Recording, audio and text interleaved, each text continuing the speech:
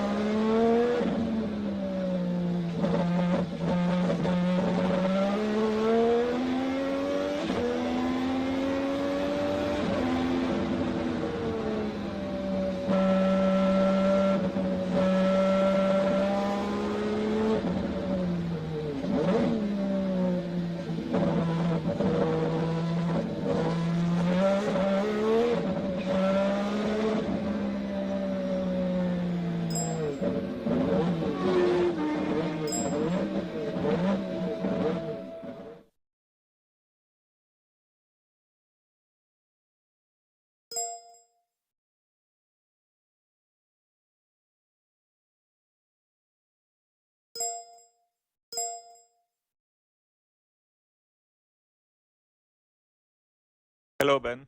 Hello, everybody. Hello, Ben. So, this is the first race of the season here, the 1978 HSO Formula One season.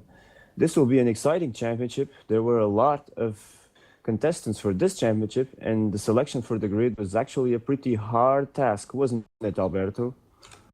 Yes, indeed, because there are so many good drivers and the field, the cars vary so much, the performance is so different that it's very hard to get everybody on a competitive car according to his possibilities. It was really a hard work behind the scenes, but we have tried to do our best, and hopefully everyone will be having a lot of enjoyment this season.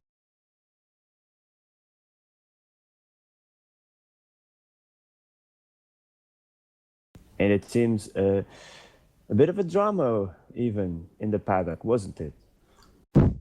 Well, there are always people who will not be happy with the car they get, but that's obvious. I mean, in the real Formula One and everywhere you look at, everybody wants a better car. That's logical. And everybody thinks that the other has a kind of unfair advantage. But we really hope that on the long term, all things will even themselves, because we have here some very experienced people, and those will sure know how to finish races. And at the end, you have to be by the finish line to score the points. So I really think that those guys that we know are the fastest, even if they are with the slowest cars, will actually be the favorites for the championship. Really, for example, have already a favorite, Richard? People you think will be to watch? Oh, Alberto, you know I cannot pick sides. They will all be questioning me at the end of the race. But I know you might have. Well, if I had to pick favorites, I think that on the long run for the whole championship, either Yves or Greg are going to be really the main contenders, because we all know how fast those guys are. And we all know that for them, having a slower cars is really like a sportive handicap. They know how to work around it. Well, indeed, it's true. I think some of the usual suspects will be in front, as usual. If I had to name maybe some top contenders, I would probably say, well, Richard Coxon, Yves Placet, Greg Guassin. They sure are among the favorites for this championship. I believe their consistency at running at the top will pay dividends in the long run. So, yes, it is. In the long run, yes. That's my opinion, because favorites for winning races or for scoring podiums, for sure there are a good bunch of ones, many good drivers here. Yes, exactly. And I think that in the end, there will be a lot of maybe different winners even during the season, but the championship will be probably an affair between 2 or 3 drivers for sure. And it seems that we have already some action at the track now. We can watch the main contenders we were talking about now, trying to get a good position in the starting grid. The grid is very important in Formula One, as we know. There are no pit stops. It's good old-fashioned Formula One, beginning to the end, 1 hour, 45 minutes, something like that, in this rather unusual and twisty Argentinian track. It has some twisty bits with 2 long straights in the middle. Do you think this will be a difficult race for the drivers, Alberto? Well, I think it's a bit of a mixed track, because the original track, the Hermanos Galvez Autódromo in Buenos Aires, is a track that was initially conceived for many different events, and that had to be made longer to accommodate such powerful cars, Formula One and such. So, to that twisty section, they added 2 long straights, the Recta del Fondo and Recta del Lago, all joined by this very big double apex turn, Curvón de Salotto. And that section that encircles actually what is a lake, what was a lake, that section is a bit of a relief for the drivers, because those long straights allow them to relax a bit, relax the grip, all the tension, and then go with stored energy again into the twisty section. The twisty section is very technical, because there are highs and lows, the track goes up and down, and there are some turns that end abruptly in another one, which is something very difficult to tame in these cars. So I think that probably, as long as they maintain the concentration, this is not one of the hardest parts, not one of the most difficult tracks in the schedule. But for sure, with this car, anything can be a real challenge.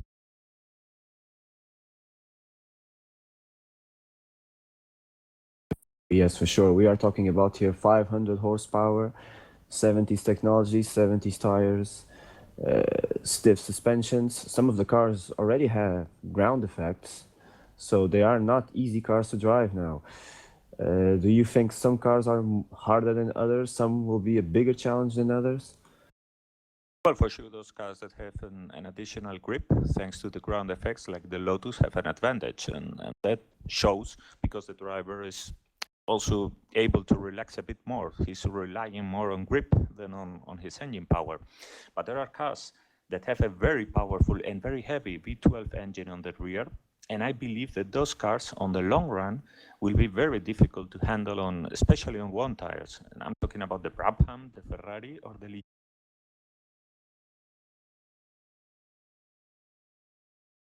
And what about the dark horse here, the Renault? This turbo engine will be an advantage here? I think not, maybe because of the turbo lag in the twisty section. Don't you agree? Yes, in the twisty section, he definitely is at a disadvantage, because coming out of the turns, the grunt is not the same. And when the power comes, it does it very violently. So it's not really an easy car for those twisty sections. I would say that this is a car that has more of a chance in places like Monza or Kyalami. Yes, like we said earlier, there will be probably different winners during the season, even because the cars can suit different tracks. But this one in particular, first race of the season, many of the teams still have the previous year car. So I guess the favorites might be maybe the Lotus team, the Tyrrell, because they showed a lot of good pace and consistency in practice, and maybe the cars ran by the fastest people like Greg, Yves, some of the other guys. I think they will be at the front here today, but that doesn't mean they will be at the front in every race. For sure, in tracks like Monza, the turbo power car, the more powerful cars can upset the scale, can upset the fastest drivers even. So there should be very good battles during this season. I believe that speaking out and now in our technical challenge here of comment this track, I think the video is with a bit of a lag in terms of what we are speaking here. So I'll probably join as spectator too. I'll try to comment the race from the leader's point of view the most. And we will try to see how we manage that. Okay, Alberto? Okay, fine by me. Speaking of the Renault, you were seeing it. This is the early prototype. I think this is the first year that Renault entered seriously in the Formula One with this car, and it had lots of problems. Of course, the turbo lag being the biggest. Renault also didn't want to make any additional risks with the chassis, so they went for a pretty conservative chassis setup. The car was not brilliant in terms of downforce or behavior. It felt heavy and power cumbersome. But it was really a rolling development car that was to make really a point in Formula One some years after. The proof is that by 1985, everyone had moved to turbos. Everyone who was not featuring a turbo engine was absolutely out of the pace. Indeed, it was. And this car was nicknamed, I believe, the Boiling Kettle back then because of the times the that yellow it blew teapot. up. Exactly, because of the times that he blew up during the race in huge clouds of smoke when the turbo went away. Yes, it's typical from the turbo, because when they brake, the oil that is lubricating it on the inside seems to go out, meet the turbo that is incredibly hot, and then all those fried oil, all that wax smoke from fried oil comes out, and it's very, very telling something wrong has happened in the turbocharger. A treat to the spectators, I'm sure. Yeah, that and the spitting flames, which is something that the turbo cars started doing, and people were not as much used to, because that unburned fuel that comes out of the combustion chambers, because the turbo is so hot, actually burns there.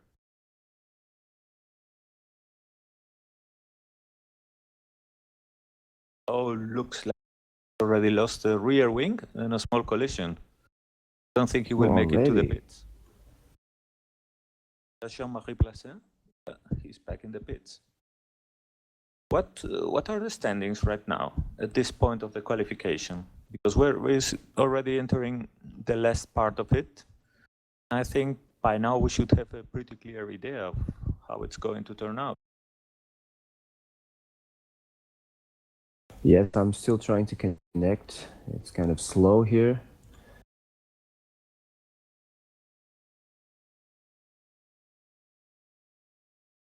So, okay, you can still hear me, right? Yeah, correct. Okay, so now at this point we have 12 minutes and 44 seconds to go in this qualifying session. The positions as they are. First, Gérard Rion in his Lotus, 143.1. Then we have Greg Guassin, which in an impressive performance considering he's driving a Shadow. Next, we have Jean-Marie Placet with his McLaren M66. Philip Martinelli in the Arrows. Richard Coxon with his Tyrrell. Ray Riddall with the Cooper Suker, another good performance there. Dan Assurer in the Ligier. Didier Conjot with his Lotus. David Jacques with the other Tyrrell. And Mike Becknell in the Ferrari. These are the top 10 drivers at the moment, but still quite a bit to go. This can change a lot still. People are really, really trying. We have already drivers here with 16 laps, 19 laps, 18 laps completed. So they are absolutely giving everything, which is a good thing for us. It will be for sure an exciting race to watch from home. What do you think of this top 10 so far, Alberto? I think it is mostly what we were expecting before the start. I don't think there are any big surprises here. And of course, the most telling thing is how the Lotus is going. With this Lotus, the 78, we all know is not yet still the completely new car that Lotus features this season, but it's already a much developed version of what they ended the previous year. This is a very, very fast car. It has those ground effects. And I say that as of now, who has that car makes somehow a different race than the others, because those guys with such a superior car are there not to lose a race, while the others instead must race for the win. The guy who is on the Lotus, he must just race not to lose. Well, indeed, and I don't know if it's such a good news to the other people, because Gérard Rion was a very consistent guy in our previous championship, the Kart 98 season. So I don't think he will be making many mistakes. Like you said, he just has to manage his advantage during the race, trying to finish as high as possible without making mistakes. So he's definitely a contender for the championship at this point. He will for sure a guy to watch, but like I said, it is my gut feeling that our usual fast drivers are actually those who will be there at the top by the end of the season. Well, Richard Coxon is already making a statement. He jumped to 5th position in the Tyrrell. I think he will be up there at the end of this qualifying session and for sure in the race. Let's see how it goes.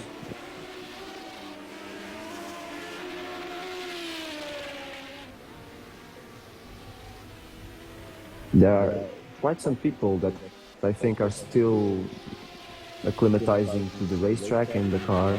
Some very slow lap times at the bottom. We will have some very different, I should say, rhythms in this racetrack.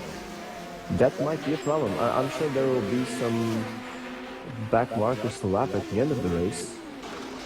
And, well, in such a tight track, that creates some late race surprises here.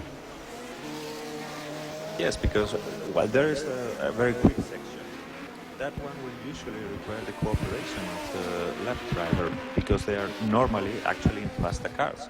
Because there's a system of distribution of the cars here. So it might happen that the faster driver comes to them and has to stand there for the whole twisty section, only to suffer the frustration of not being able to overtake on the fast side.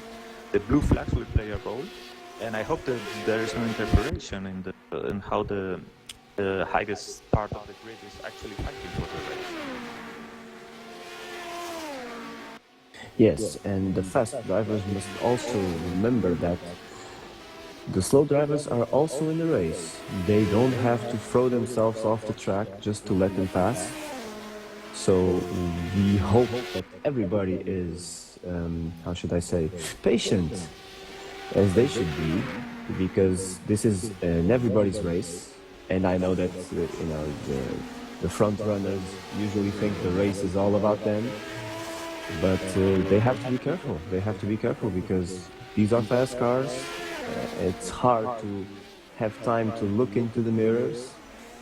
So let's see if everything goes smoothly there too.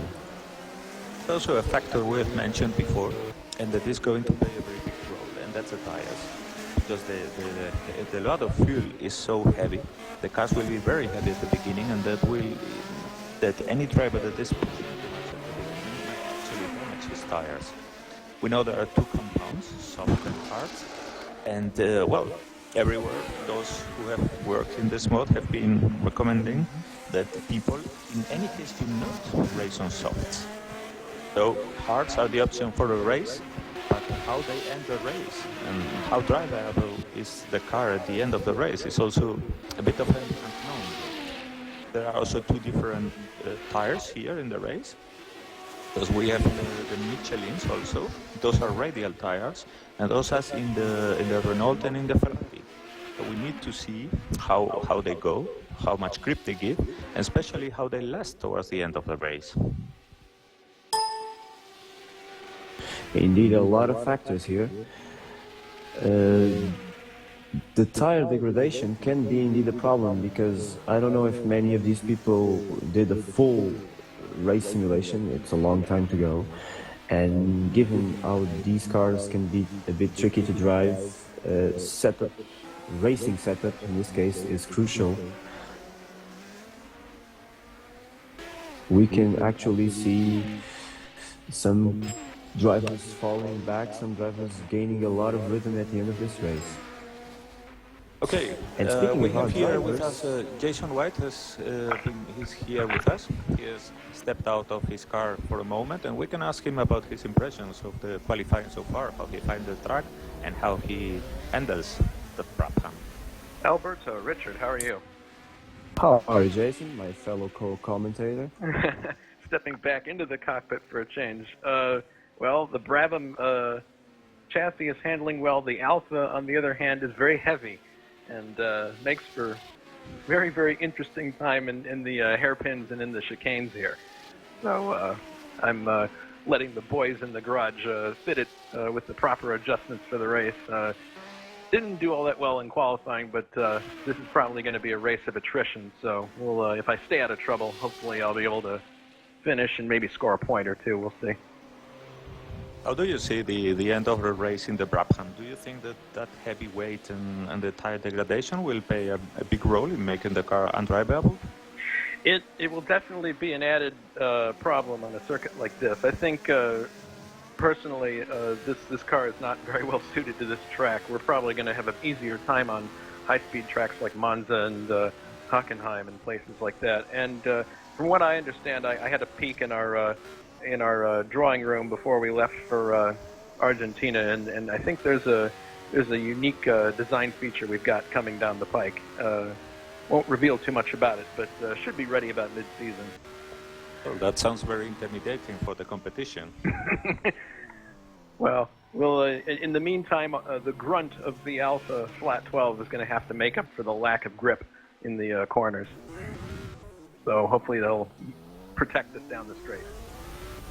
Do you think that starting in the back of the grid is an added, how should I say this, an added motivation for you to take it easy and reach the end? Yes.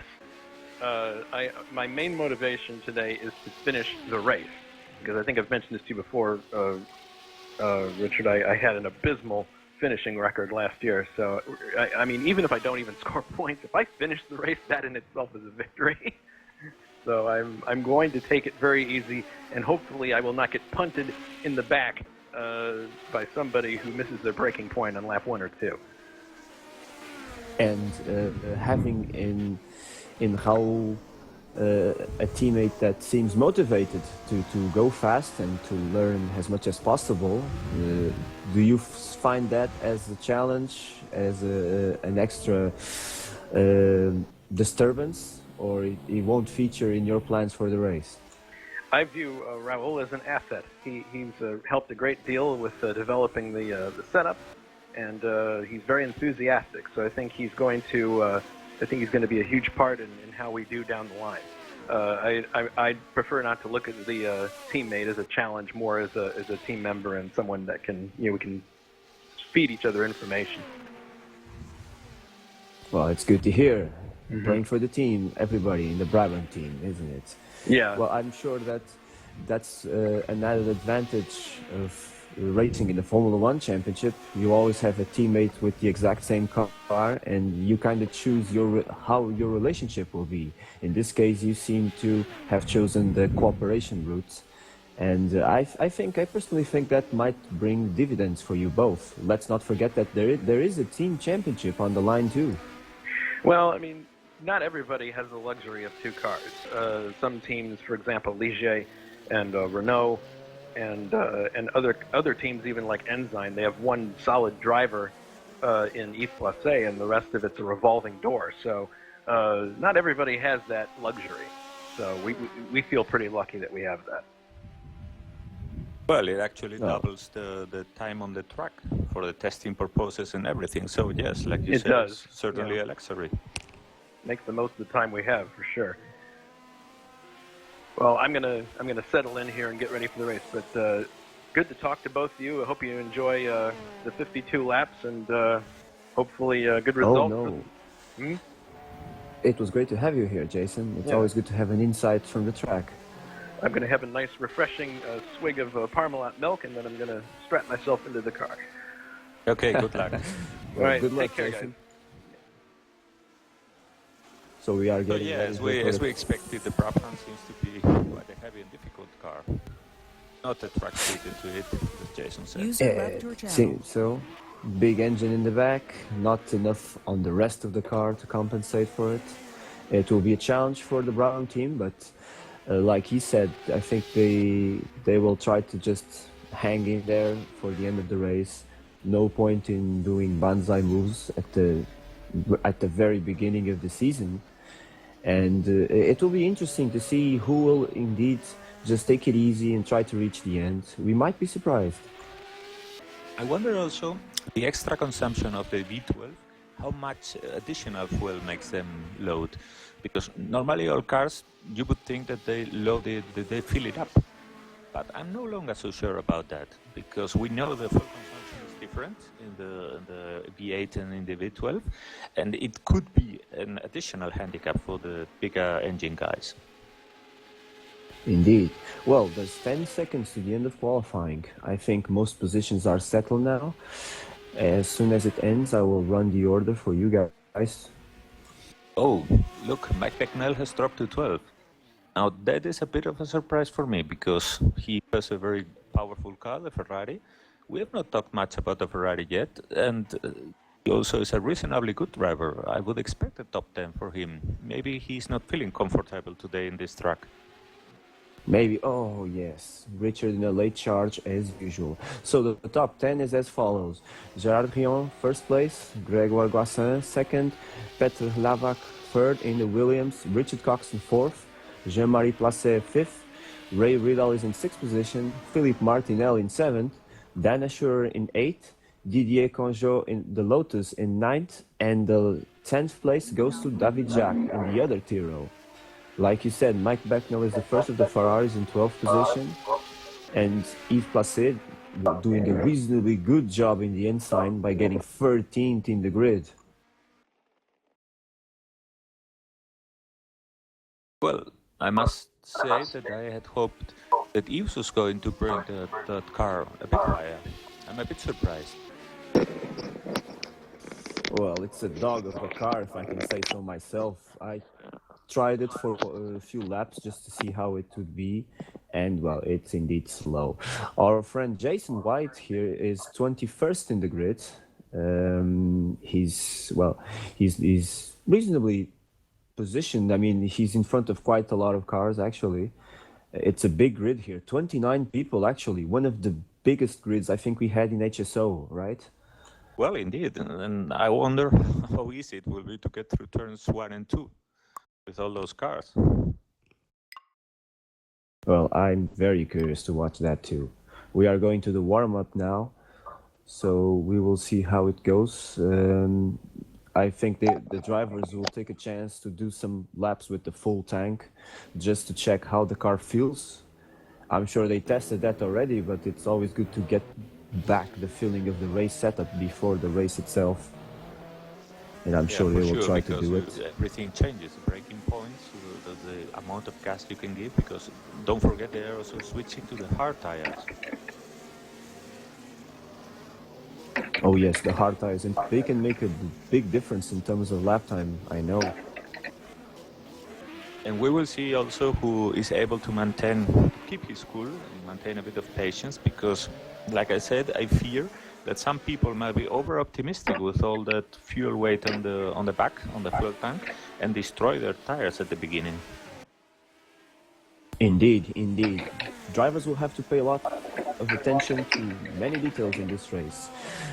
For example, here, Jason's teammate Raul is in 14th position, which is actually very good for last year's car and, well, the Brabham in general here in this circuit. We have Matthias Weber, for example, in 16 with the ATS, and David Jumped is 11th with the Surtees. We have some very mixed grid here, I would say. Lots of, very experienced, very fast drivers in the middle of novices or drivers that aren't usually that fast. It will be very, very interesting. I believe it's also fair to acknowledge that at the beginning of the season, many drivers are not yet fully acquainted with the cars. I mean, these are very peculiar cars. Like you said, the description you did is very telling, with so much horsepower and technology. And to a certain point, you will need really some races to first to learn what are the best traits, and second to exploit their potential to the fullest. Indeed, it seems. It's not like everybody can just train as much as they can. races are the real training, as it's said, and some people will just have to cope with the stress of being in the cockpit for so many laps with such hard cars to drive. We have to remember, Formula One races are long. It's 52 laps at around this track, so plenty of time to make mistakes, plenty of time to drop down the order and maybe climb up again. We just have to see how it goes, but I'm sure the drivers know that this will be a long race. I'm sure they will try to just keep calm, at least in the middle of the race, try to find the rhythm, try to find their way in the cockpit in order to just reach the finish in the best position possible. Hello, Ben.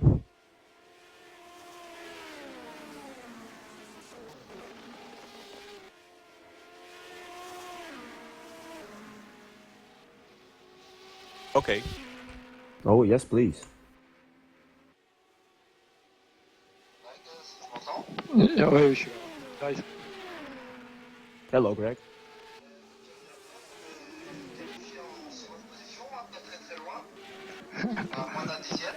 Ah, je vois ça, j'explique pas vraiment puisque j'étais bloqué en 47,8, 47,7 et là j'ai 7 dixièmes qui ont été trouvés je ne sais pas trop où parce que j'ai même pas eu d'aspiration ou quoi que ce soit, donc il va falloir que j'étudie un petit peu ça. Je sais pas si vous avez suivi mon tour peut-être en direct, je sais pas, il faut que je regarde. Voilà. Sinon, pour ce championnat, quelques vues sur des places, sur des podiums, des victoires. Des victoires, ça j'espère. Après, l'objectif sur tout le championnat, c'est, on va pas se cacher, c'est le titre, même si je pars avec un vrai oignon entre les mains. Voilà, maintenant c'est le challenge. Ça va être très très dur parce qu'il y a des très bons pilotes avec des voitures très correctes et très rapides. Et il y a énormément d'écart de performance entre les voitures. Donc c'est par exemple entre la mienne et la Lotus là, qui est en pôle, à pilote égal, je pense qu'il y a l'équivalent de 5 secondes au tour facile. Donc j'arrive à combler un certain nombre de secondes, j'allais dire pas au talent, mais à la pratique, on va dire. Mais après... Après, en trouver 5, ça devient dur. Et puis là, ça va pas être la même histoire parce qu'avec l'essence, la voiture, tous les défauts de la voiture ressurgissent encore plus. En conditions course, on peut les gommer en conditions qualif, enfin les gommer, essayer de faire quelque chose contre, mais en conditions course, ça va être violent. Et je pense que je vais pas mal faire bouchon dans les premiers tours sur le paquet qui va derrière moi. On va voir. Je peux pas en dire plus. On va voir comment ça se passe. Comme c'est la première course de la saison, on verra bien. L'objectif donc pour cette course, c'est quand même d'essayer de marquer des points, si possible. Un podium serait limite inenvisageable, mais bon, ce serait énorme. Et voilà, et sinon marquer des points. Et puis après, on va voir sur la durée du championnat ce qu'on peut faire, les forces en présence, qui fait quoi, qui est régulier, qui l'est pas. Enfin voilà. Je pense que surtout que ce qui va faire la différence là, dans ces premières courses, c'est relier l'arrivée. Hein. Il va falloir que les pilotes soient consistants. Ouais. Je crois que j'ai pris le mot anglais. Non mais c'est ça, c'est surtout la grosse inconnue là sur cette saison, ça va être l'usure des pneumatiques. Et là tout le monde, enfin à moins ceux qui ont eu l'occasion de tester, de faire carrément un run course, mais moi je suis très inquiet par l'usure des pneumatiques. Déjà que je suis quelqu'un qui les utilise énormément, donc voilà, j'ai des réglages très particuliers pour essayer d'aller vite, donc ça bouffe les pneus plus rapidement que les autres, je pense. Voilà, et mon style de conduite est très sur les freins, à freiner très tard, à rentrer très fort dans les virages, donc ça mange de la gomme. Voilà. Tu m'entends, toi? Voilà. De rien. De rien, merci. Puis après la course, peut-être, on se retrouvera peut-être sur le podium. Allez, ciao. Oh non, ça m'étonnerait. Allez, ciao. Ciao, ciao. Non, il est belge. Voilà. Donc il y aura un hymne belge que je ne connais pas sûrement, mais c'est tout. Allez. Ciao. Ciao, ciao. Je repasse la main à nos amis Greg. Ah ouais, Greg, si tu peux couper ton micro. Ouais, je coupe tout, de toute façon. Allez, ciao. Ciao. User disconnected from your channel.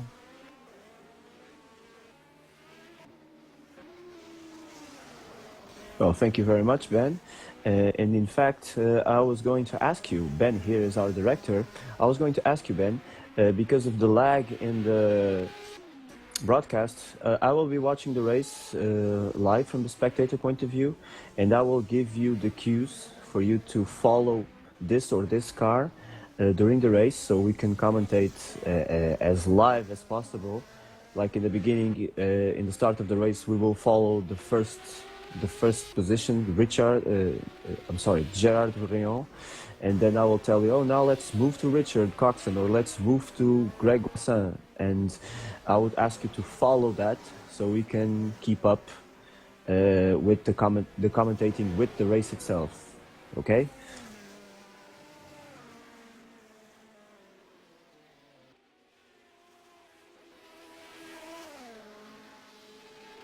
That's okay.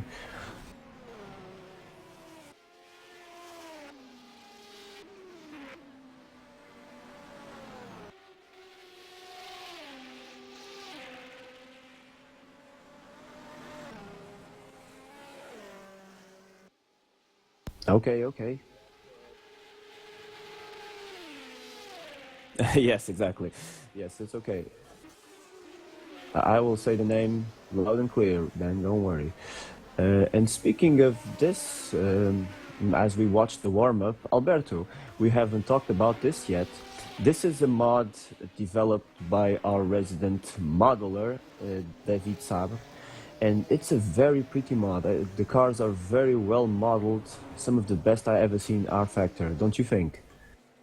Yes, and I believe David is not also very experienced, not just very experienced, but he has something that is that I particularly like of his cars. And I mean, they are not as poly intensive, but the polys are spent exactly in the right places. And I mean, if you look at the poly count of these cars, it's amazing how they look, while they are incredibly not very tolling on the older processors and for games like R Factor. And I mean, you look at new cars from R Factor 2, from Assetto Corsa, Forza Motorsports, and wow, they are incredibly photorealistic. But what David does with his models, with just those few polys, it's amazing. The detail is incredible. Yes, exactly. I mean, we just have to look around the car, the details on the wheels, on the engine, because many of these cars have exposed engines, and everything is there. If you watch closely, even moving parts are there. It's really nice to see. It's nice to see such graphics capability, and with such a big grid, no delay in frames per second or anything. He really is an artist, I think. Yeah, with a good idea of what he has to do. Like I said, he is very experienced, and that shows. He's been many years at the top here, modeling cars, and not just cars, but also trucks. And we will get to see that in the future also, because, as you know, in the upcoming USAC championship, there will be also trucks done by him. And I think we are really very lucky to have him here on our side and be able to enjoy these mods, because otherwise in R Factor, if you look at the full list of mods, you will see that some of the main ones we are using were actually made by David. Yes, indeed, it's a very big word. It's a good thing you mentioned the USAC championship. It will actually be run here, and it's one of the biggest team efforts in HSO history, I guess, in terms of modding team-wise. People doing the tracks, people doing the physics, people doing the graphics. Let's just say it's a championship that is awaited with big anticipation, isn't it? I guess even you will be driving, or even me. Oh yes, for sure. Because as well, most people who know me know that I'm a fan of oval racing. I just like to turn left. Maybe because I'm so slow when I have to turn to both sides. But I have an inclination for oval racing, and this period it was all an initiative from Jason White. Long time ago, he started the post because he had acquired a scale model of the winning eagle, and he showed it, and he said, "Look, this is my project. I'm starting to model this, and I want to make this." And it was immediately a collaborative effort because we all really love so much the racing of the 70s and that. Those classic, incredible races like the Indianapolis that are mythical completely, that it started snowballing, and we ended up really completely in the mood for this mod, and we are enjoying it very much to be able to do this championship this year. I really plan, certainly myself, plan to enjoy it very much. Well, I hope you do, Alberto. I hope you do. I think you are being modest there. I believe your capabilities in that particular mod with all those oval tracks, I think you will be a contender. Don't get me wrong, but I think you will be there in the pointy end. And which is good because, you know, we are doing this for all the fans there. You are definitely a fan. You have a big role in this mod. I know you do. You are actually the physics expert of that mod. And it will be nice to see you at the track in a full championship for a change. Well, thank you. But coming back to what we were talking about, the models were done mainly by Jason and David, and there it shows again, because while Jason had concentrated initially on the Eagle, it was also a work of David to completely fill the grid for variety.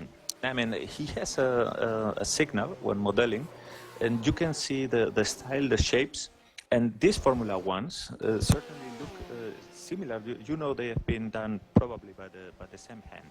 When you look at the details and you're familiar with the mods, But now we are going to enjoy them because, as you see, everyone is going out of the pits for preparing for the warm-up lap. Oh yes, enough of the chit chat. We will go back to real action and real racing at this track. Sunday evening, a beautiful Argentinian sun. I'm sure it's sunny now in Argentinian today at this time because we are running this. Yes, exactly, and it's probably still day there. And we will enjoy our own race here. People are going to line up at the grid. These must be very hard cars to get moving, if you get what I mean, from the starting grid. I just hope nobody spins in the middle of the field, or else there can be a real problem there. Yeah, they are certainly complicated because a good part of the grip comes from the wings. They won't generate it until they're moving at some speed. Therefore, at those very low speeds, they are very complicated cars. Fortunately, drivers, however, don't have one of the problems that the real Formula One guys had at the time. I saw it, I read it once, explained it by Niki Lauda, and then understood. You saw in the 70s many times when the grid was formed and they were about to start, the cars were somehow slightly moving forward. And that happens because the clutch in those cars is very stiff, and when it's really, really warm, it's ready for starting a race, the plates come together even if the clutch is fully depressed. So the cars are always slightly moving forward. And that's a problem because if the start is delayed, they might even break the clutch of the transmission there. Ooh, certainly an added complication that our sim drivers are happy to not have to contend with, I suppose. Although I know that some of them will have to actually switch off the engine while they wait, because the engine can overheat if the car is just stopped for too long. So while they are waiting for the other drivers to join the grid, some people will have to shut down the engine and get it going again. Fortunately, that is easier in our sim racing world than it used to be in the real world.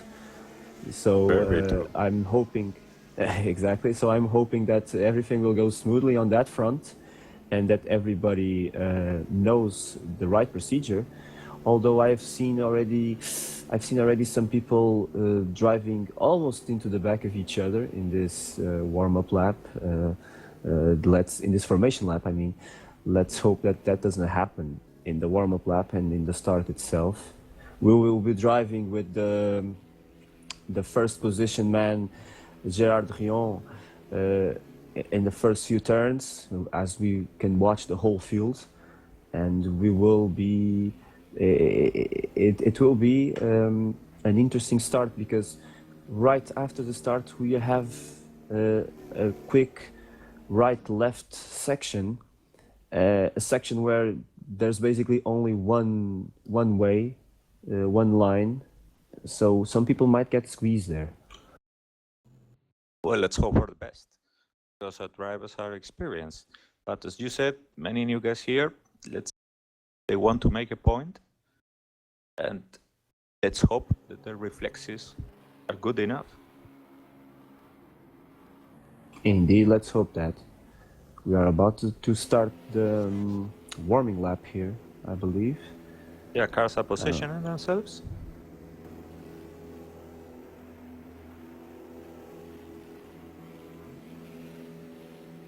I believe the whole grid is already here.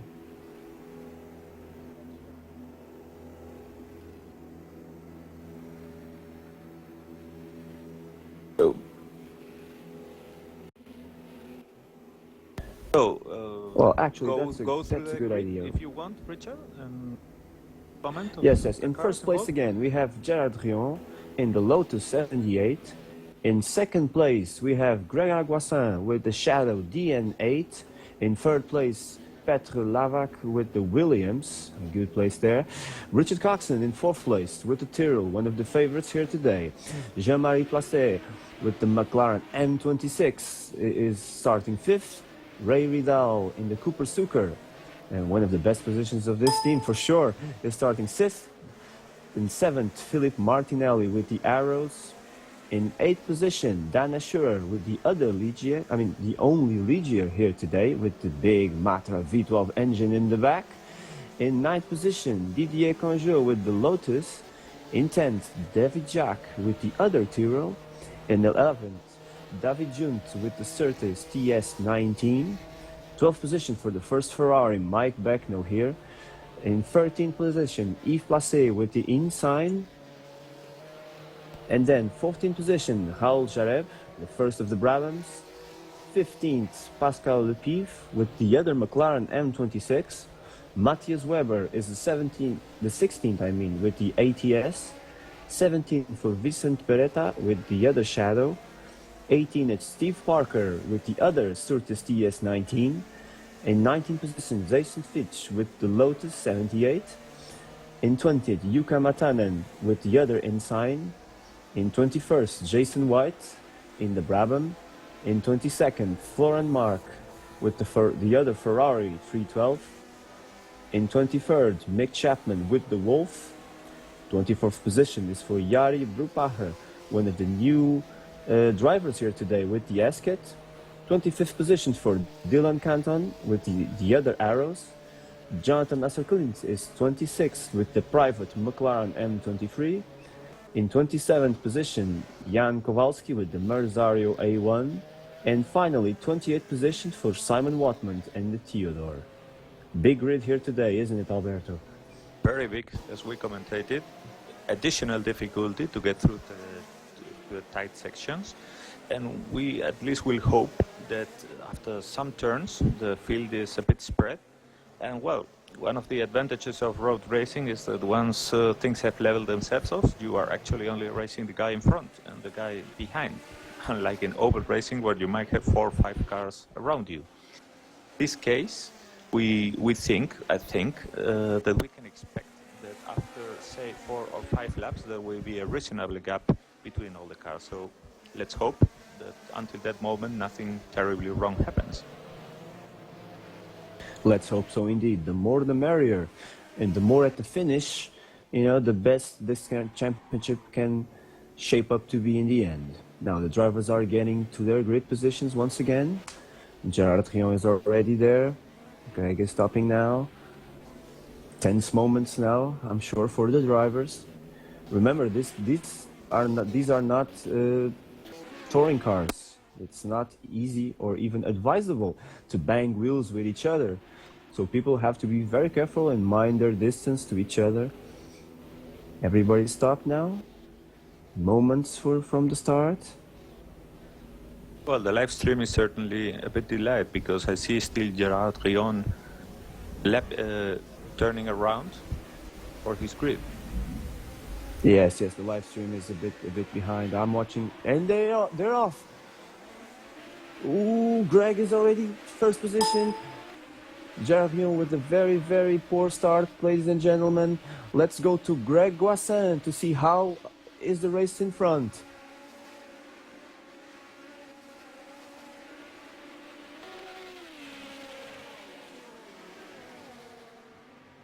Oh, and in the back, I guess Matthias Weber has just spun off in the back.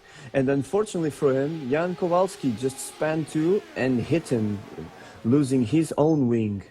We have our Richard, first casualties I'm afraid here. that in the live stream the race hasn't even started yet. So maybe Yes, I know, but commentate on the live stream because otherwise it will be somehow confusing for the spectators. I know, but if you listen to the live stream, our voices there are also delayed too. So if I'm commenting live, the voices will come out live on the other end. At least that's what I understood.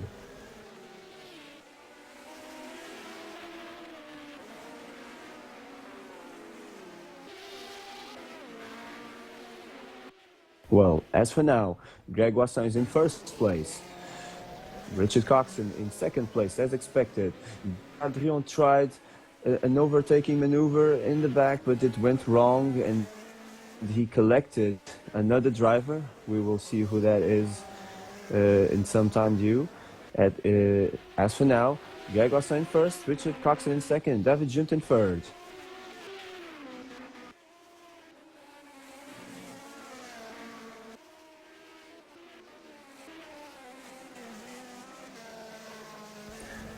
The grid, everybody seems to be running yet. Some cars are heading for the pits because they have some damage. It's a bad day for Jan Kowalski, I guess. And I think we have our first DNF of the race. Jan Broekpatscher, I think he lost a wheel, number 24. So I guess his race is run. Yeah, he lost his engine now, so his race is over. Anyway, back to the leaders. Richard Coxon is making a move on Greg Guassin now. Oh, this will be tight between their two.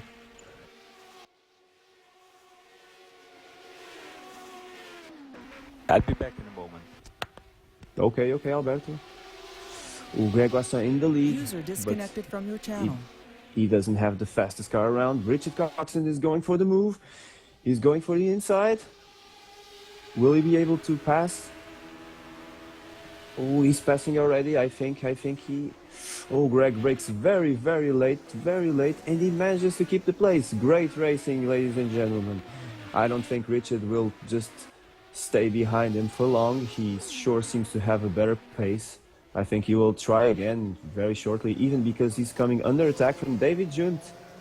This is shaping up to be a great battle, a freeway battle for the lead, actually. And let's not forget that in the back we have coming up fast, Jean-Marie Placet and Peter Havlak. They might catch up with the three leaders at this moment. Oh, now Richard Coxon under pressure from David Junt. This gave Greg Guassin a bit of room to breathe now, as he prepares to finish another lap. Oh, his car seems very, very squirrely. He's going sideways, trying to control the car. I wonder how will he finish the race if already in the beginning of the race the car is so skirmish. But well, he knows best. He's in the driving position. So this is as follows: Greg Guassin first, Richard Cox second, David Junt first, and then Jean-Marie Placet and Peter Havlak round up the top fifth. The top fifth who already have quite some advantage to the rest of the drivers. In sixth comes Ray Ridal, already some time at least behind the top five. And we will follow Ray Ridal now, because he's coming under pressure from Gerard Rion. Gerard Rion desperately trying to recover the lost time in the beginning of the race with his very poor start indeed. And Gerard Rion is passing Ray Ridal for sixth position in the Lotus. I think he might have him. Ooh, they will touch, they touched a little bit, and Gerard is through. And now we have David Jacques. David Jacques now will try to pass Ray Ridal too in the long straight now. Oh, he doesn't quite make it. It isn't so long after all. Oh, and then behind them, Dana Schurer past Mike Becknell. Lots of racing action here today, ladies and gentlemen.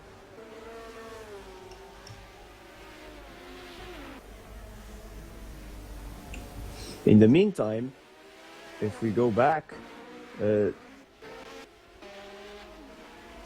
David Junt is actually under pressure from Petr Hlavak because it seems that they caught him. Like I said before, this is now a five-way battle for the lead. David Junt unable to pass Richard Coxon, who is now a bit isolated in second place. Greg Guassin is still leading. And now we follow David Junt. David Junt is going to be passed by Peter.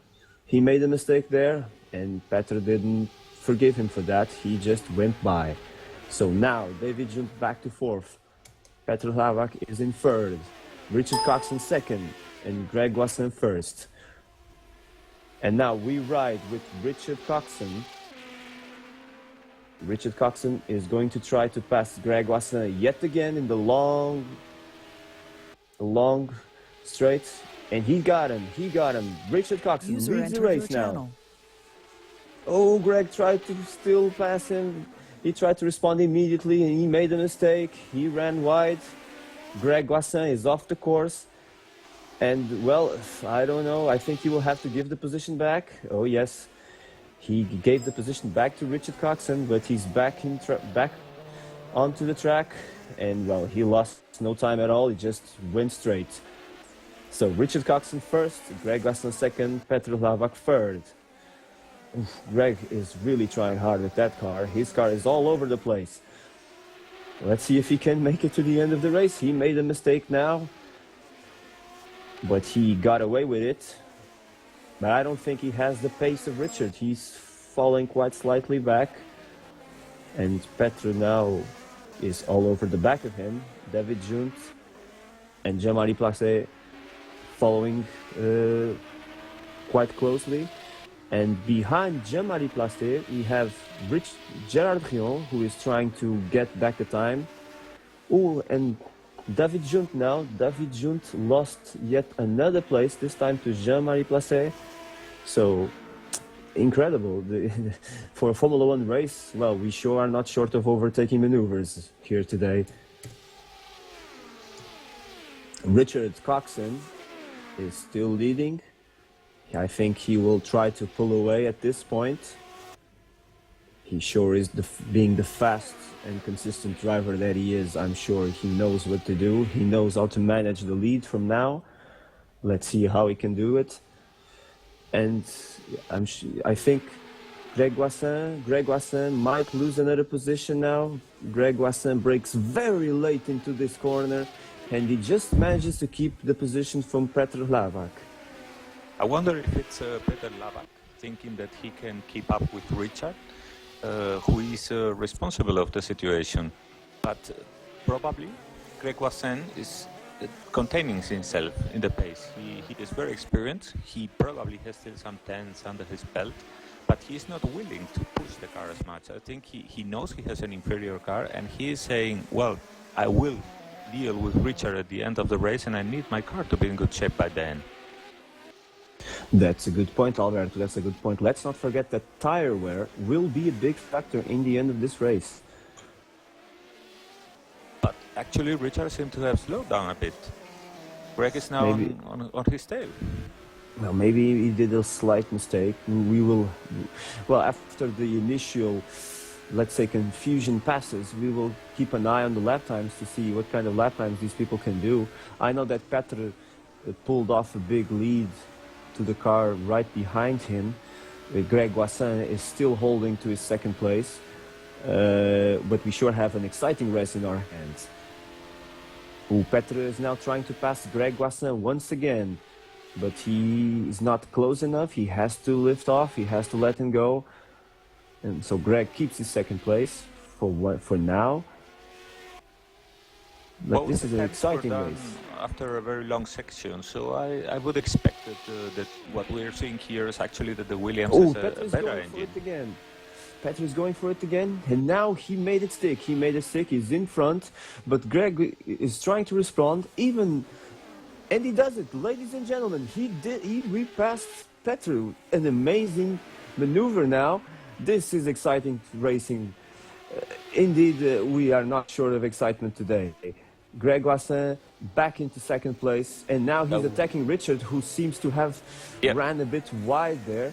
I guess Richard might have some trouble in this slowest section of the track. His car seems to be very fast on the fast section, but in the slow section he seems to lose all the time he gains in the rest of the track, Alberto. That car seems really tail happy, that Tyrrell. It's been at least 2 times while I've been watching that Richard has lost it a bit in the rear while entering a turn. Maybe had a brake bias problem, or simply that's the nature of the car. Well, I guess Richard is trying everything he can to make a break, to try to get some sort of a cushion, but I don't know if he can do it, because Greg and Petter are really hammering. They don't want them to let him go. And Petter, for sure, must be thinking that he can follow Richard, so he wants to get rid of Greg. But Greg is a tough, it's a hard driver to pass, so it will be hard. He's trying it again. He looks left, he looks right, he looks everywhere, but still no pass until this point. Well, actually, what happens, in my opinion, is that both should stop fighting among themselves, because that's what making it easier for Richard to run away. Yeah, indeed. Once again, Richard going away in the straight, and Petter again passing Greg, and now Greg is following him, probably trying to do the same maneuver twice, trying to retake the position, and I guess he will again. Incredible. He repasses Petter and is back into second place. And now both of them are catching Richard once again. Oh, this is a pattern developing here. It's obvious that the Tyrrell doesn't work as well in that part of the circuit. It seems you are on the money there, Alberto. This will be well, it's hard to predict at this point. It's still very early days though, so they better not get too excited, or else they might make a mistake that will prove them costly at the end of the race. Meanwhile, we haven't been paying attention, but Gérard Rion, the Lotus, has passed Jean-Marie Placé and is now chasing David Junt.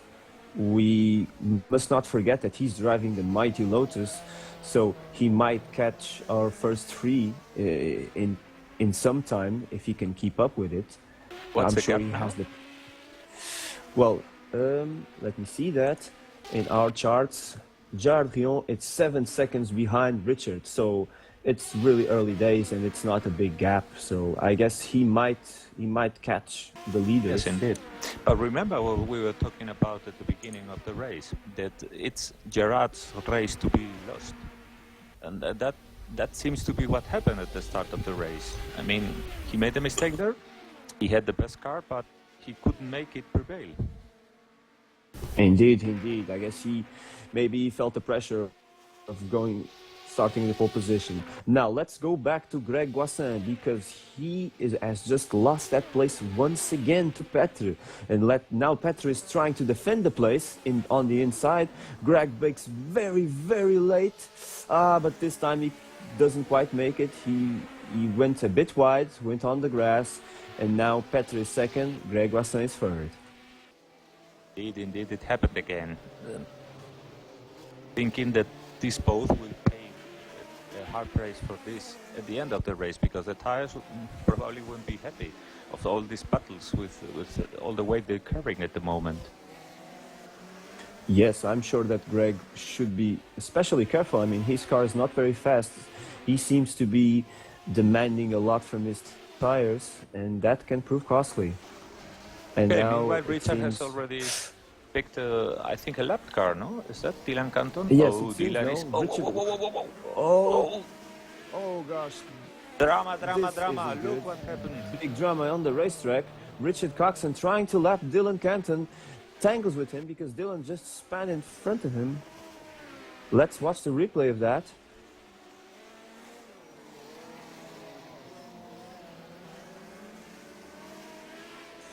Yes, you can't relax for a second here, can you, Alberto? No, not in these cars. Everything is happening too fast. And the fact is, when you are racing on the limit, you are barely in control. Exactly.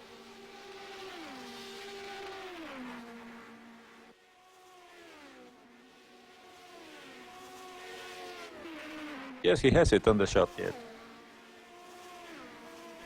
Catch him in fast.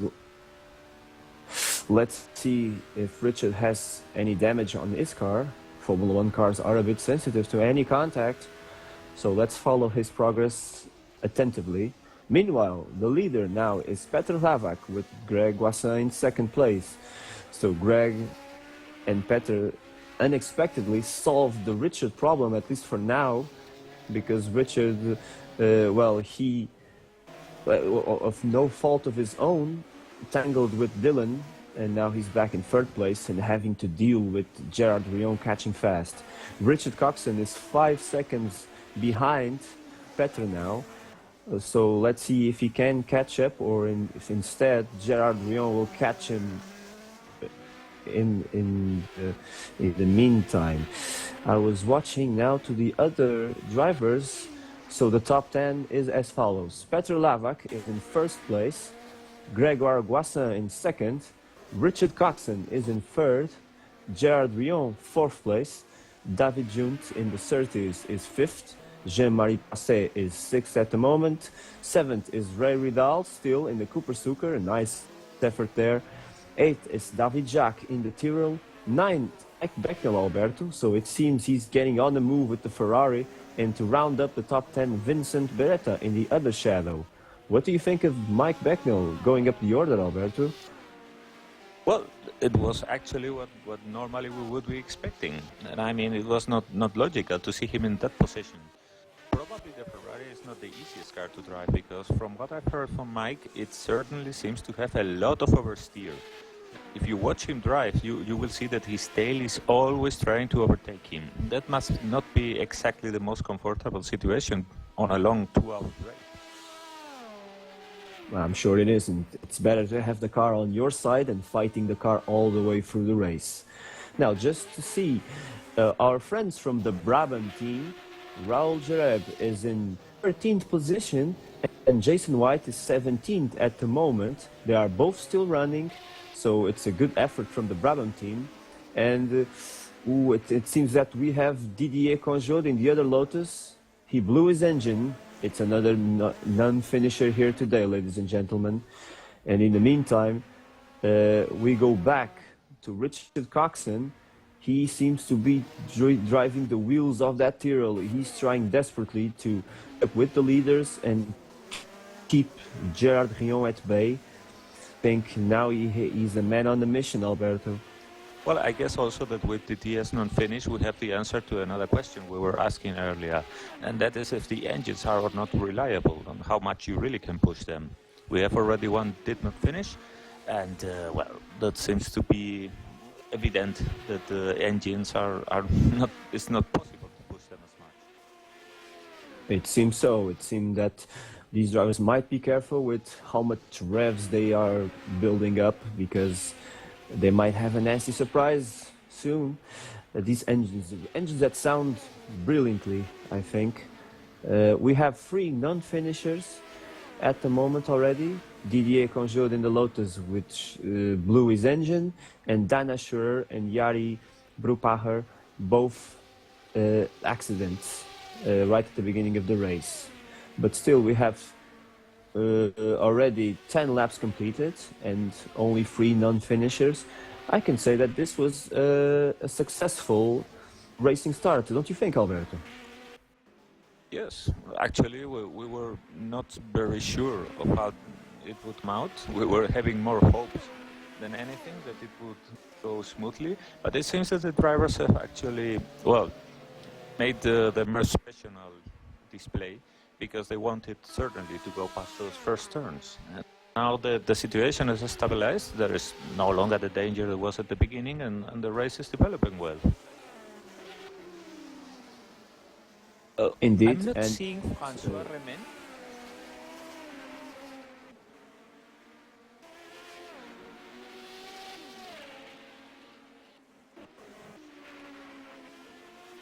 I'm not seeing François Remen in the Renault. Francois Remen, I believe he was a non-starter. I think he Non-starter. didn't even. I think he didn't even start the race, which is a shame because we were hoping how that car would shape up during the race. The Renault. We talked a lot about it before the race starts. But indeed, he's not showing up in the grid, so I guess he didn't even make it. Maybe the teapot blew even before the race, right, Alberto? Maybe, who knows? I'm watching right now the forum, and he has posted a message. Look what happened. Oh, he seems to have had internet problems. Grid connection lost. Well, that's Yeah. sad to hear because it was the only Renault. It's on a the shame. grid. Indeed, it's a shame, and probably something that any of the drivers in this 1978 season ever heard. Internet connection causing a DNF. No. And Well, let's now that we're talking about the follow, forum and watching our leader, Peter Flabak, I was thinking that some days ago he was absolutely desperate because he wasn't able to find a decent setup for the Williams.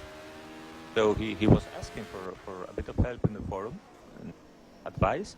And now look how much that car has changed. Oh yes, and Alberto, I know you helped him with the testing and providing him a setup, didn't you? Yeah, I did a bit of help. Not much because I'm centered in other things, in other tasks. But I did some laps myself and, did a setup for him. It seems he found it good for qualifying. And then he got big help from, I think it was from Jonathan Athercliffe, was it? And that's, I think, the race setup I think he's so, using yes. now. He was very happy.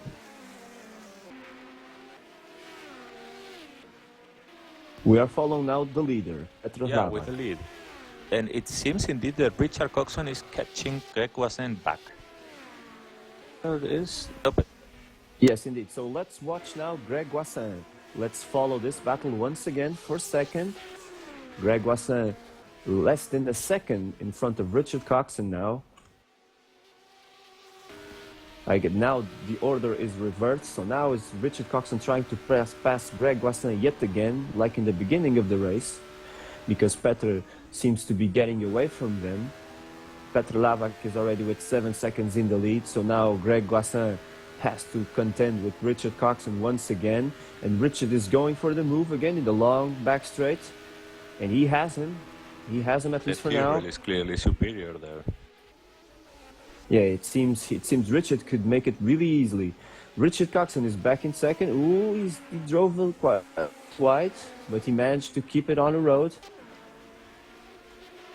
Well, actually, Greg is a very intelligent driver, so I would expect now him to stay close to Richard and try to benefit from the slipstream, so as to be able to follow and maybe eventually catch Peter. Well, I can see that Greg is trying everything he can, but the Tyrrell seems to be quite stable in the hands of Richard.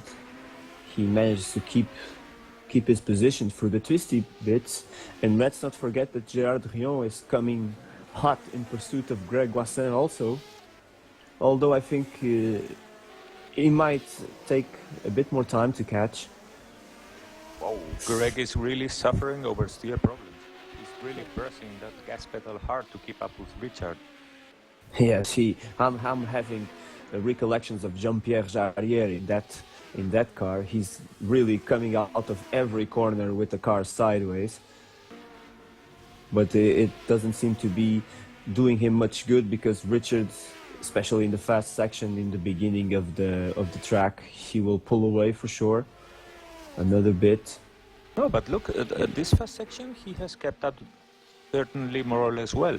And in the turns he was not as comfortable. So that makes me a bit suspicious about the effects that following one of these cars has on the other. I would say that it is maybe a bit exaggerated, that it's quite noticeable. Because you see Greg was losing certainly grip, a lot of grip when behind Richard. He looked more stable when there was a bigger gap. And now in the long straights where we know how much faster. Oh,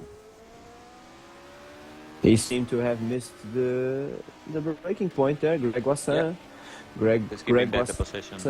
Well, like I was has saying, lost- in the long Yeah. straights, Greg was able to keep up with Richard. Well, in the reverse situation, Richard really overtook him. So that says to us both that the Tyrrell is a very powerful car, and that the aero effects are enough to allow a much less powerful car, like Greg's car, to keep behind. Let's keep following Greg Wassin because Gerard Rion is catching fast.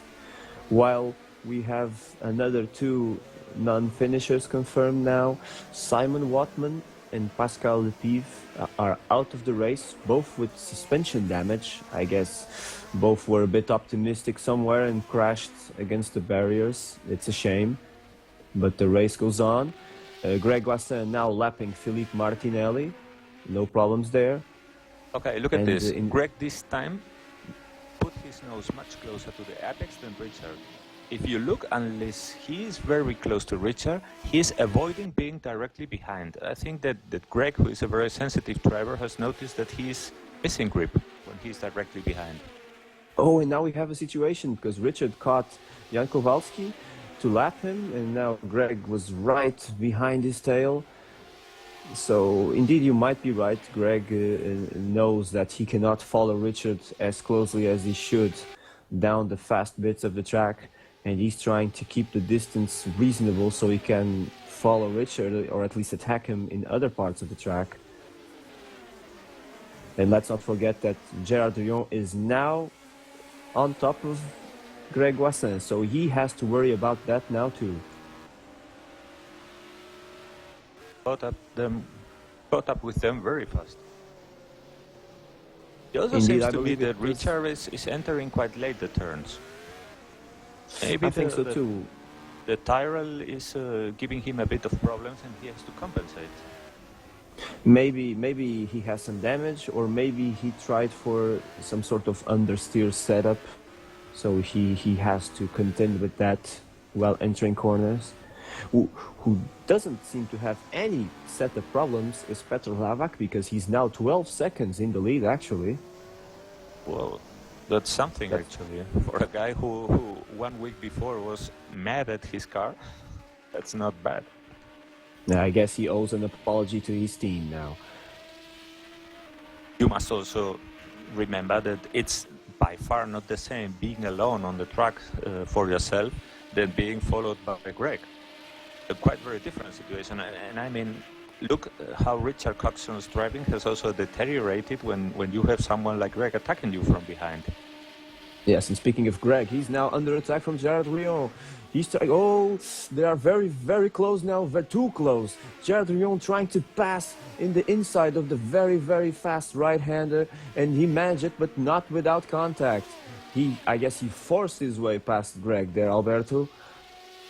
Yeah, you can see how much superior the downforce in the Lotus is.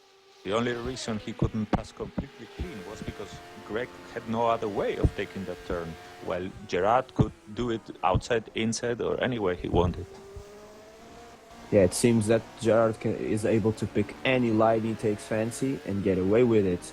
Indeed, the Lotus 78, the revolutionary concept from Colin Chapman doing his work here today. Oh, Greg is fighting back in the twisty bits. Big contact there, big That contact. was unfortunate. I guess Gerard wasn't expecting Greg to be there at that situation. Yes, let's watch a replay, ladies and gentlemen. That was very unfortunate, wasn't it, Alberto? Well, a mix of bad luck and misunderstanding between both drivers. Yes, I believe Gerard Rion will have a very hard time going back to the pits now without a rear wing of all things. But his race is basically over, and he, like you said, it was almost his race to lose, and indeed he lost it. It's quite a shame. Shame for the Lotus team and a shame for him, but well, this is racing. I don't think I don't think it was anybody's fault there. I would judge that as a racing incident, at least from my point of view. What do you think, Probably Alberto? so, yes. I mean, they were making a rather clean fight, and it was only bad luck that the rear wing got tangled between Greg's wheel and suspension.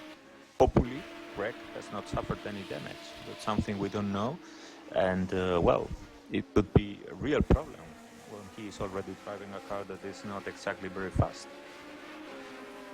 Yes.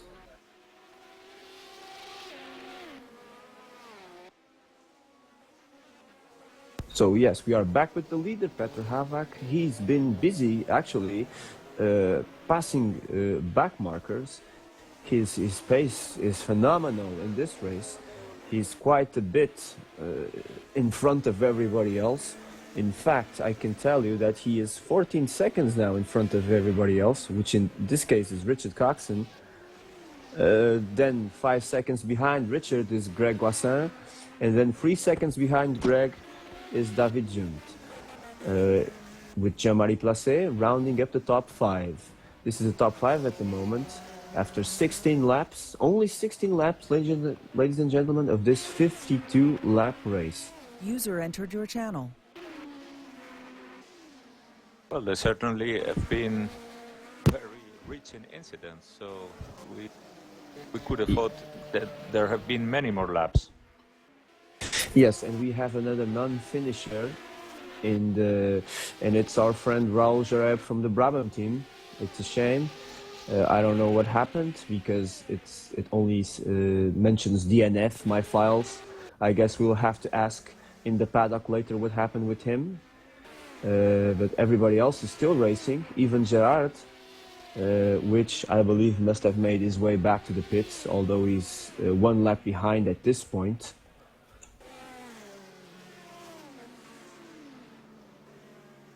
Yeah, I think he's still trying for the pits.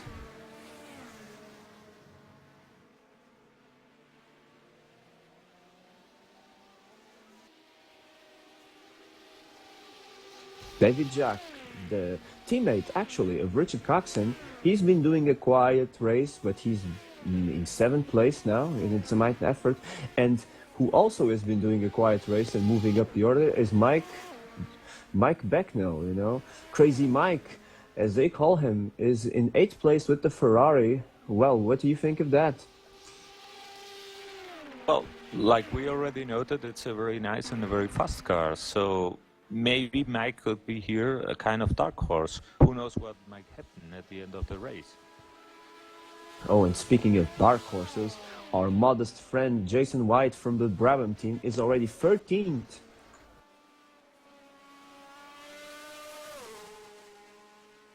Yes, he is.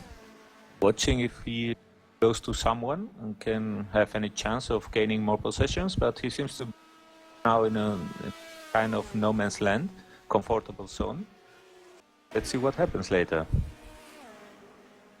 So now, Ben, please, let's go back to Greg Guassin, because I believe he might be in the fight sometime soon.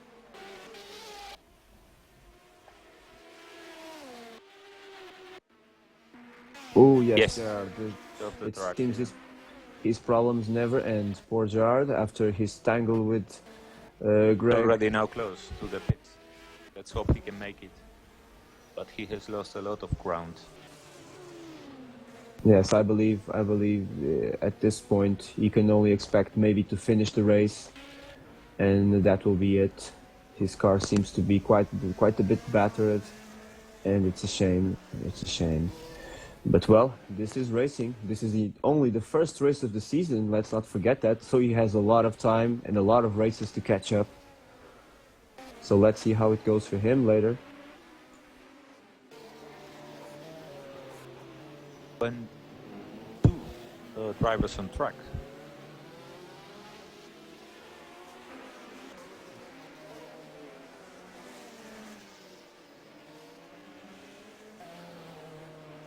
Yes, and it was a very, very close overtaking there. I think Richard probably felt the heat on that one. It was too close for his liking, I'm sure. Yeah, well, it wasn't also the easiest point to overtake. but he knows he's a man on a mission because Peter is otherwise running away. Yes, running away he is. Petter is now 17 seconds in the lead. Richard has 7 seconds of a gap to Greg in third place. So I guess he has that covered for now. But if he still wants to win it, he better put some pressure on Petter, or else he will run away with this. Yeah, because from what Peter said on the forum, his setup seems to be quite good on the long run. Nothing that disturbs the car too much. So if he can keep his pace, at least his pace relative to his followers, well, that looks like a race might be already on his side. We will see about that. We never know in racing. He might have some technical problem to the end. His tires might wear a bit more than he would want, so let's see. Now I would ask maybe I'll direct to Ben to go back to David Junt, because he's under pressure from Jean-Marie Placé, and it's the battle for fourth position. Jean-Marie is now trying to have a break on David, not quite there. David manages to keep his place in extremis. He kisses the grass a bit, but he's still in front. It will be hard to keep that McLaren behind him. I would expect it. Oh, David. He has been pushed to make an error, but yes, but suffered the same one. Yes, Jean-Marie failed to capitalize on David's error by going too hot into the airpin. So they are, as they stand now, 4th and 5th. We will see what Jean-Marie can do, especially in the faster bits, where I think the McLaren might have the edge. And looking at the cars, how much sideways they are continuously, one can help think how tiring this must be for the driver. Because driving a car that is all over the place is so mentally exhausting that you gotta wonder how much will they be able to hold their concentration like this. Yes, they all seem to be fighting a lot with the cars today, except for maybe Petter, who is now 19 seconds in front of Richard. That's amazing. Indeed, I don't think Richard has the pace to catch Petter at this point. And David Junt now seems to have some space to breathe in front of Jean-Marie. At least he got a break from it. Well, now they lap Florian Mark in the Ferrari. But his car is always a bit sideways indeed. He cut the grass there even. He's trying, I would believe, as hard as he can to keep his 4th place. And he's keeping his distance to Greg in 3rd. It's 2 seconds. It has been stable for a while. Greg, as you mentioned, it's another driver who was driving a lot sideways. We must not forget that tire wear might be worse for these drivers who are trying to keep a slower car at the front of the race, and that probably will be an issue later for some of them. But this is, it seems the race has stabilized a bit now. The distances are quite stable. And really, the only one making a big difference at this point is Petter, who is 20 seconds now in front of Richard. The gaps are not that long behind him. For example, Greg Guassin is 7 seconds behind Richard Coxon at this point. David Junt is just 1 second behind Greg. Jean-Marie Placé lost a bit of ground and is now 1.5 seconds behind David. And then we have 18 seconds back to Ray Ridal in the Cooper Suker, making, he's doing a very, very conservative, stable race so far, keeping his pace, keeping his rhythm. He's 6th. But now let's follow David Junt. His car is always on the verge of spinning. Ooh, but he's going a lot. He went off track now, and Jean-Marie might catch him now. It was in a crucial part of the track, right before the big back straight. Ooh, they're towing each other now. Jean-Marie is trying on the outside. I don't think he will make it. He's too far gone. Indeed, David brakes on the inside and he keeps the place. but now Jean-Marie is right back with him. So we have to see what happens on the twisty bits, where David seems to be having a lot of trouble putting the power of that Surtees on the ground. He's on the inside again for the hairpin. Oh, they are too close. Jean-Marie tried to profit there on the hairpin because David was a bit wide once again, but he couldn't. I guess sensible heads kept them from doing something worse. Jean-Marie definitely lift off and let David go, or else they would tangle right there and then. But Jean-Marie is really trying. His car was sliding a lot coming out of that last hairpin. He's trying to get every horsepower he can to the ground to pass David now. Well, Jean-Marie is also now in a situation that is a bit of a maddening for a driver. And that is when you see the car in front is giving gaps, is making some errors, but you can't capitalize on them because you're absolutely on the limit already. Yes, I'm sure Jean-Marie's head is running quite hot, even hotter than his engine at this point. They are on the fast part of the track once again. Jean-Marie is right at the back of David Junt, ladies and gentlemen. He will try now, before the big, long right-hander. Oh, he doesn't quite make it. I guess he'll lift off once again to avoid disaster. It's good driving there from Jean-Marie. He's trying everything he can, but with a sensible head. And he's making a good race for us viewers to watch at home. I guess now making a very clean fight. He will try again now on the inside. David Junt kept on the outside for this time. He doesn't try to close the door, but he brakes again very late, and he keeps the place once again. Incredible race here, ladies and gentlemen. But those cars are certainly very much in terms of engine, because at that position and that part of the track, it was all engine about that. And as soon as the McLaren pulled out of the Slipstream, he was dead, completely dead. Yeah, he couldn't profit anymore from the Slipstream. He couldn't pass David, it seemed. Now, Jean-Marie tried once again to get on the inside of David on that hairpin, but he couldn't quite make it. And now he lost a bit of ground trying to put all that horsepower on the ground. It's really a finesse kind of question here. He must try to put as much horsepower as he can on the ground, but without spinning all over the place. We are going for another lap here, ladies and gentlemen. David Junt is starting yet another lap with Jean-Marie right on his tail. I would assume he will try once again on the fast track because he can profit from the Slipstream once again. Jean-Marie's car seems more stable on the fast S than David's car. David's car slides just a bit off track there. So Jean-Marie is now back behind him. They were now in the long right-hander just before the... Jean-Marie he touched just a bit off track, but it doesn't seem to phase him a bit. But it seemed to just slow him enough so he couldn't pass David right away. But he's still trying, he's still going for the Slipstream. But David now covers the inside part of the track, and there's nothing Jean-Marie can do. Yeah, we've seen that movement repeated 3 times, I think. And the 3 times happened the same. David has learned well how to cover that spot. Oh, Jean-Marie now made a mistake. He made a mistake. He went on the grass. He lost a bit of time there. But he's immediately on the tail of David again. Yes, David seems to really struggle with the airpins. He seems to always come up a bit hot into them. While Jean-Marie seems to be struggling more with getting out of them, with putting the power on the ground. I suppose the McLaren might have a better version of the DFV engine. He might have a few more horses, and it might be a bit harder for him to put them on the ground.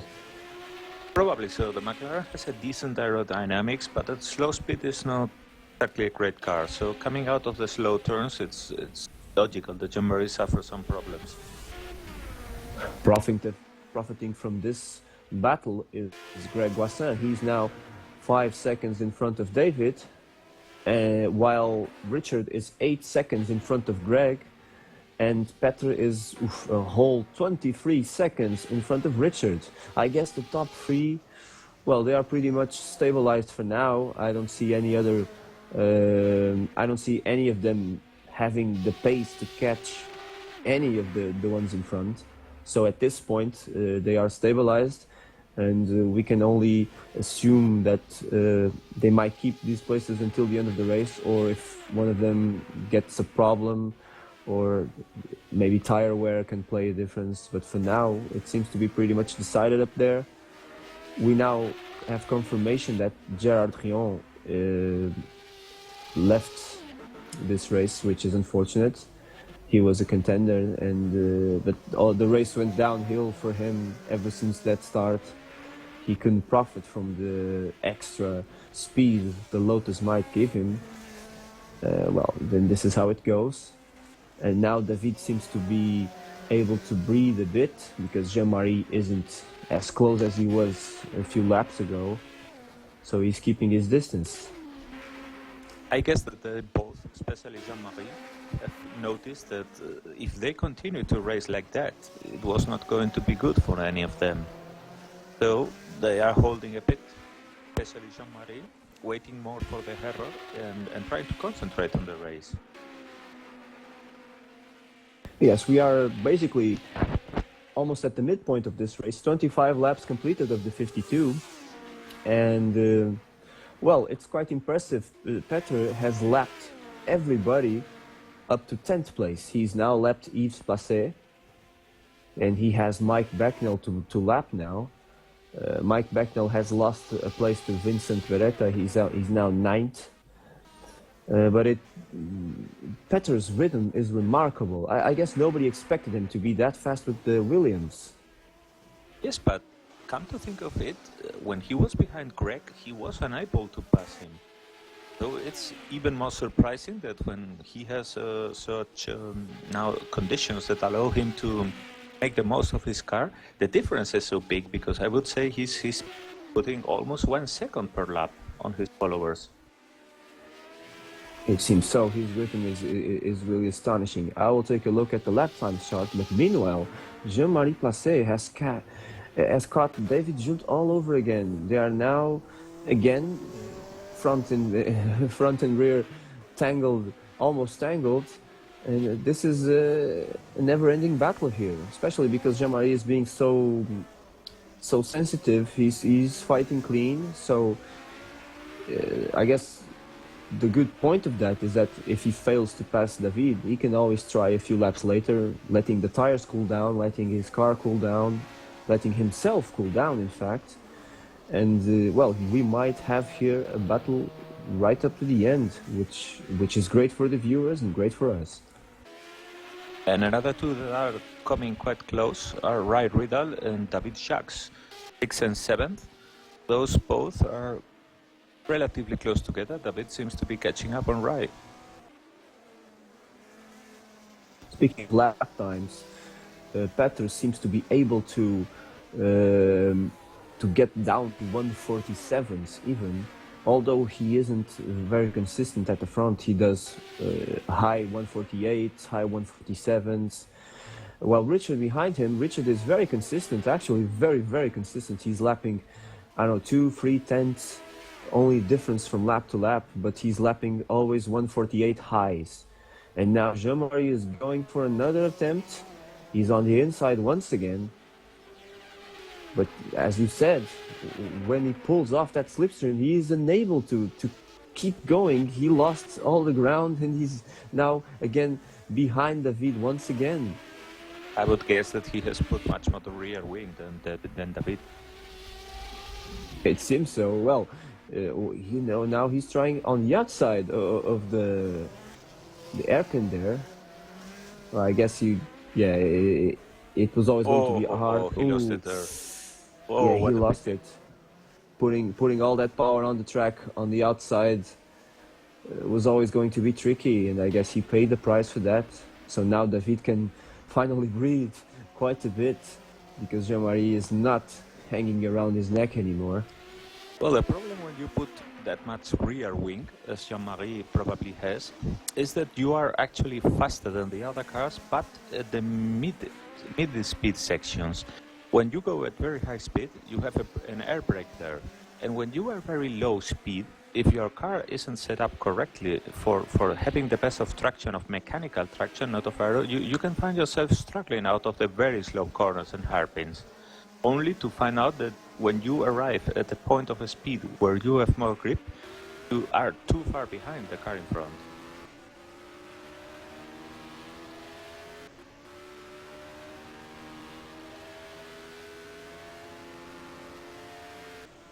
Indeed. Oh yes, our director here pointing out that we are not short of action. Once again, we have now the fight for 6th place between Ray Ridal and David Jacques. Ray Ridal doing a superb race with the Cooper Suker. He's in front of David Jacques, who is basically the teammate of Richard Coxon in the other Tyrrell. And well, we have here two very distinct cars, Jason. I mean Alberto. Sorry by confusing you with my other co-commentator in other races. I see. You have gotten too used to him. I suppose so. And I guess you will both be commentating again soon with the DRM. Yes, it seems so. We will form a team once again to commentate on the 6th races of the DRM schedule on HSO, it will be the 1983 DRM season. So if you fancy some Group C action, Porsche 956s and a lot, you must not miss those races. It will be back Jason doing the main commentating and me helping him. It's exciting. I must say I'm quite enjoying my role here as a commentator these days. It sure gives me less time on the track, but at least I can criticize everybody without running the risk of getting criticized back. Oh, this battle here, it's really on. David Jacques, I guess he has the upper hand in terms of pace from Ray there, but Ray is really driving clean there. I mean, his car is always the four wheels pointing the same direction, just very clean lines. Well, the Copper Sucker is a heavier car with more inertia and it's quite stable. Not very fast. Ray is making a great job with it, and it shows, but certainly it has the advantage of being more stable. It does seem so. A car that probably compensates smooth driving instead of aggressive one. He's really making the most of it. He's 6th at the moment. He's still on the lead lap. And he's trying to keep David Jacques behind him. Near them is Jason Fitch, but he's one lap behind, so he's not part of this battle now. And I do wonder if David Jacques can manage to pass him until the end of this race. We have now 29 laps completed by the leader. In fact, he's the only one who is in lap 29 so far, since now he has 30 seconds over 2nd place Richard Coxon. It's quite a big margin. Well, but Ray here, yeah, indeed, almost unexpected. But Ray Ridal here is really not making David Jacques' life easier by not making mistakes, I suppose. He's driving it clean, driving it steady. Well, David Jacques seems to be, jumping off the curves all over the place, trying to catch Ray. We have another non-finisher. Forkin Mark has parked his car, well, quite abruptly, I would say, because he had an accident. So he's out of this race. So now we have 21 cars running, which is 20, which is not so bad, actually.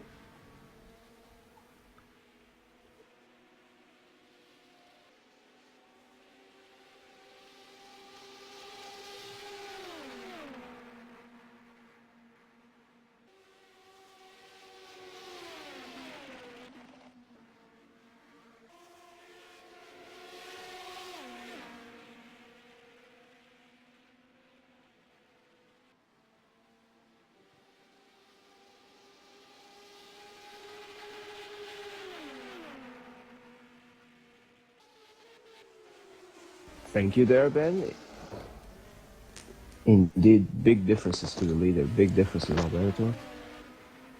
I must say, I reckon much bigger than expected, especially in the case of the Williams. Actually, incredibly surprising.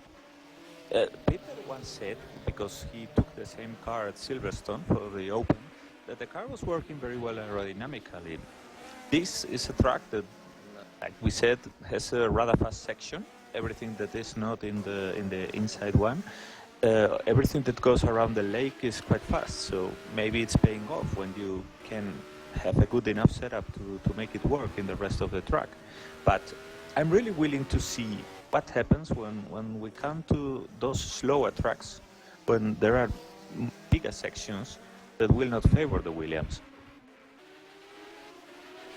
Well, I guess one thing is for sure for now, everybody else must be worried because they probably wouldn't expect such a dominance from one particular driver car combination, and everybody was practicing a lot for this venue, and I guess they will be practicing a lot more for the next venue, don't you think, Alberto? Well, I think they have no alternative. Either bit the bullet and spend some serious track time, putting your car in the best configuration, or you might be struggling come race day.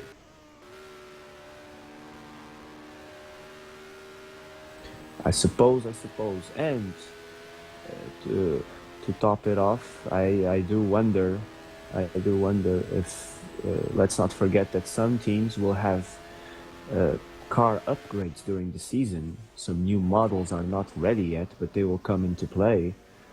So we must not forget that. Greg Waddell, for example, is driving the car from the previous season, and Shadow has an improved model waiting on the land that will come some races later. Yes, and he's doing pretty okay with the old car, so I do wonder what he will be able to do with the new one. Yes, indeed. That's one of those things that can make things change very fast. But don't forget, that another team that has a better car waiting is no other than Lotus. So that might actually scare everyone much more than what Greg can do with a Shadow DN9. Well, indeed, Lotus has, like if their 78 one wasn't enough, they even have an improved secret one coming, which might give Gerard Rion just enough of an edge so he can run away at the front and not have to contend with everybody else. So we will see about that. Meanwhile, David Jacques is still on pursuit of Ray. David is trying everything. His car is all over the place. I really feel sorry for those rear tires because he has been making them spin in almost every corner. And it seems that Philippe Martinelli has also had an accident and has left. I was watching the timetables because he had been close to Jonathan Affecklint, another battle shaping up. It seems we will have none of that because he has had an accident and crashed. Yeah, While Jonathan himself is in the pits now. Maybe they tangled. Maybe.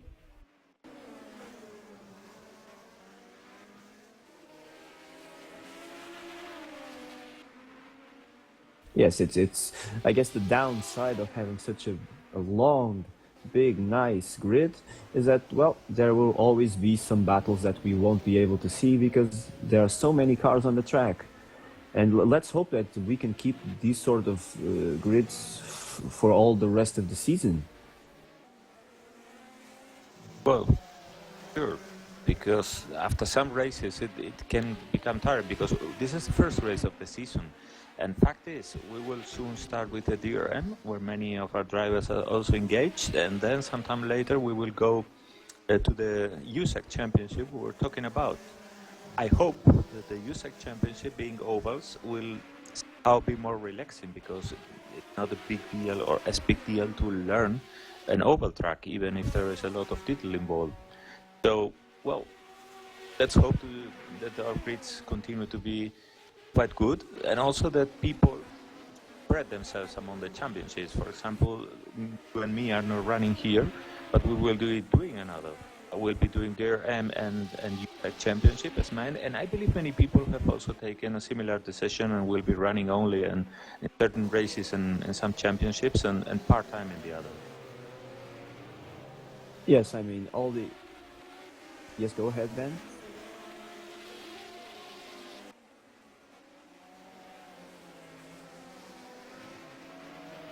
Oh yes, like we said, we have another battle here between Yves Placé and Matthias Weber. Actually, two quite fast drivers on our grid, but that they are driving, well, two of the slowest cars on the grid.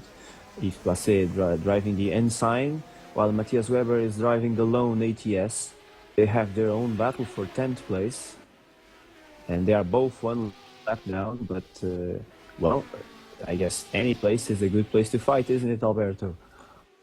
Yes, I mean, we all know that everybody enjoys having points and winning races, but truth is, most people here are true gentleman drivers, and what really find exhilarating or nice is to have a good fight on track, to have the enjoyment of meeting the friends at the track and bringing these machines to the absolute limit. Indeed, and quite nice machines we have here today. Speaking of the rest of the drivers, now that Yves Placé seemed to have, you know, a bit of space to breathe over Matthias, you would be surprised to know that Greg Guassin is actually catching Richard Coxon.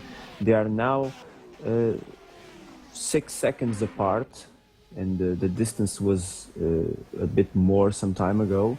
So we have to keep an eye on those two, because we never know if Richard will run out of tires at the end of the race or not. There are still 19 laps to go, so a lot of things can still happen. Oh, and speaking of Richard, he's actually now lapping Yves Placé and Matthias Weber. Yes, he is. He's now in the middle of their fight. Already overtaken Matthias and coming to Yves.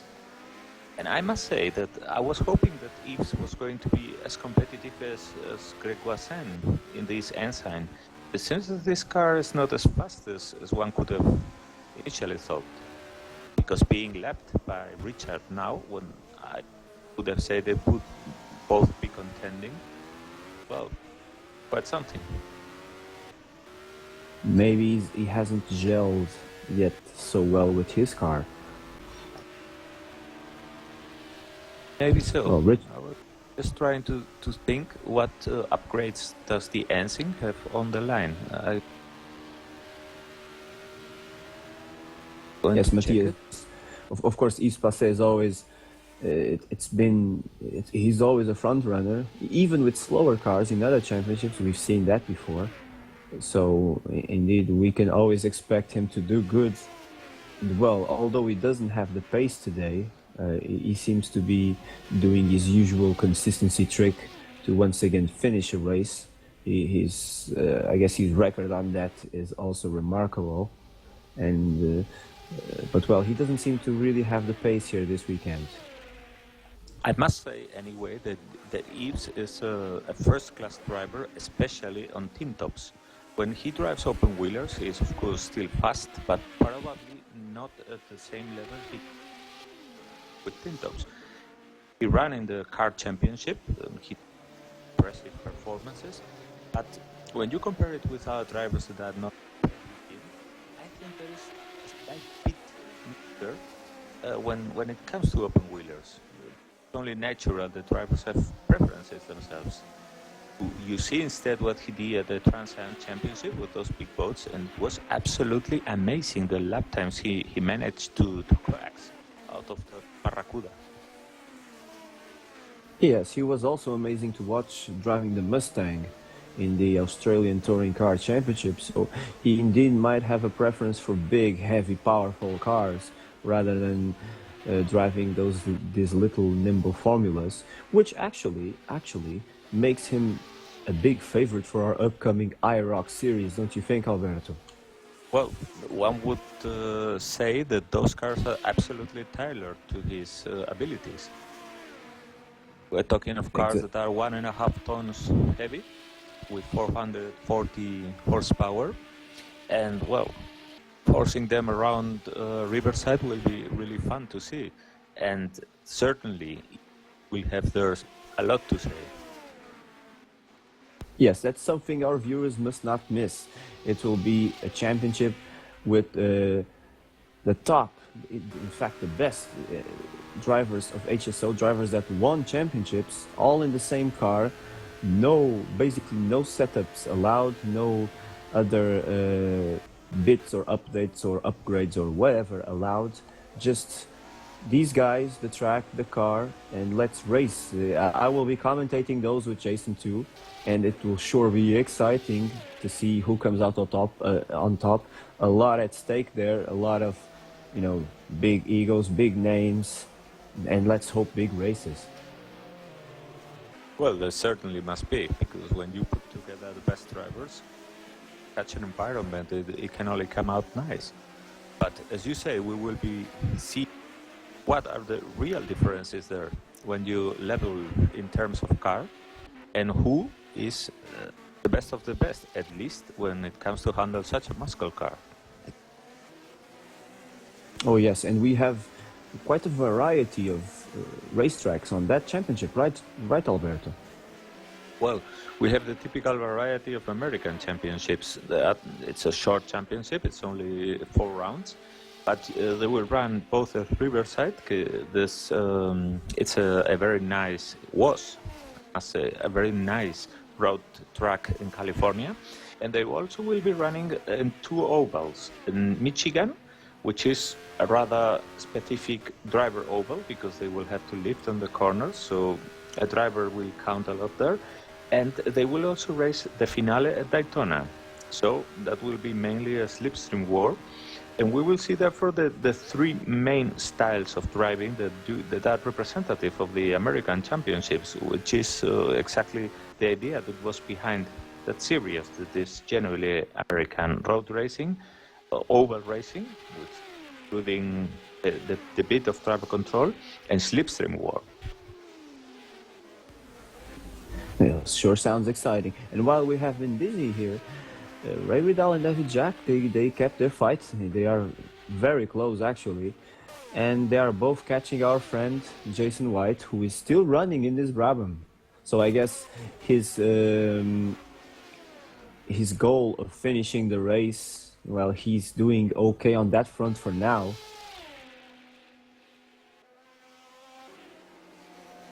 We have now 37 laps completed. Petr is still in first place, of course. Richard Coxon is second. Greg Guassin is third. David Junt is fourth.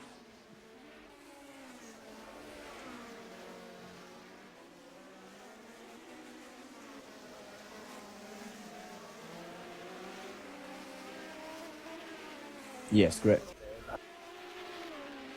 Greg Guassin is going to put a lap on Matthias Weber now. Something Matthias just let him by. Yeah, he's crossing now that battle between Matthias and Yves. And there seems to be no problem so far with the back markers, wouldn't you say? No. So far, the only exception being the incident that caught Richard was a bit of somehow unexpected and a bit of bad luck, because I think that what actually happened was that the lap car was struggling for control, and then suddenly realized that the top of the race was coming.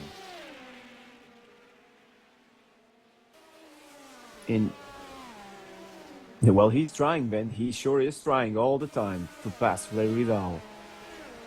The question is, if he passes him, would be able to pull away? That's a good question. And behind David Jack, soon we will have the race leader, actually. He is the last car on the lead lap. Well, that is amazing. Although I must say that is quite a bit what happened back then too.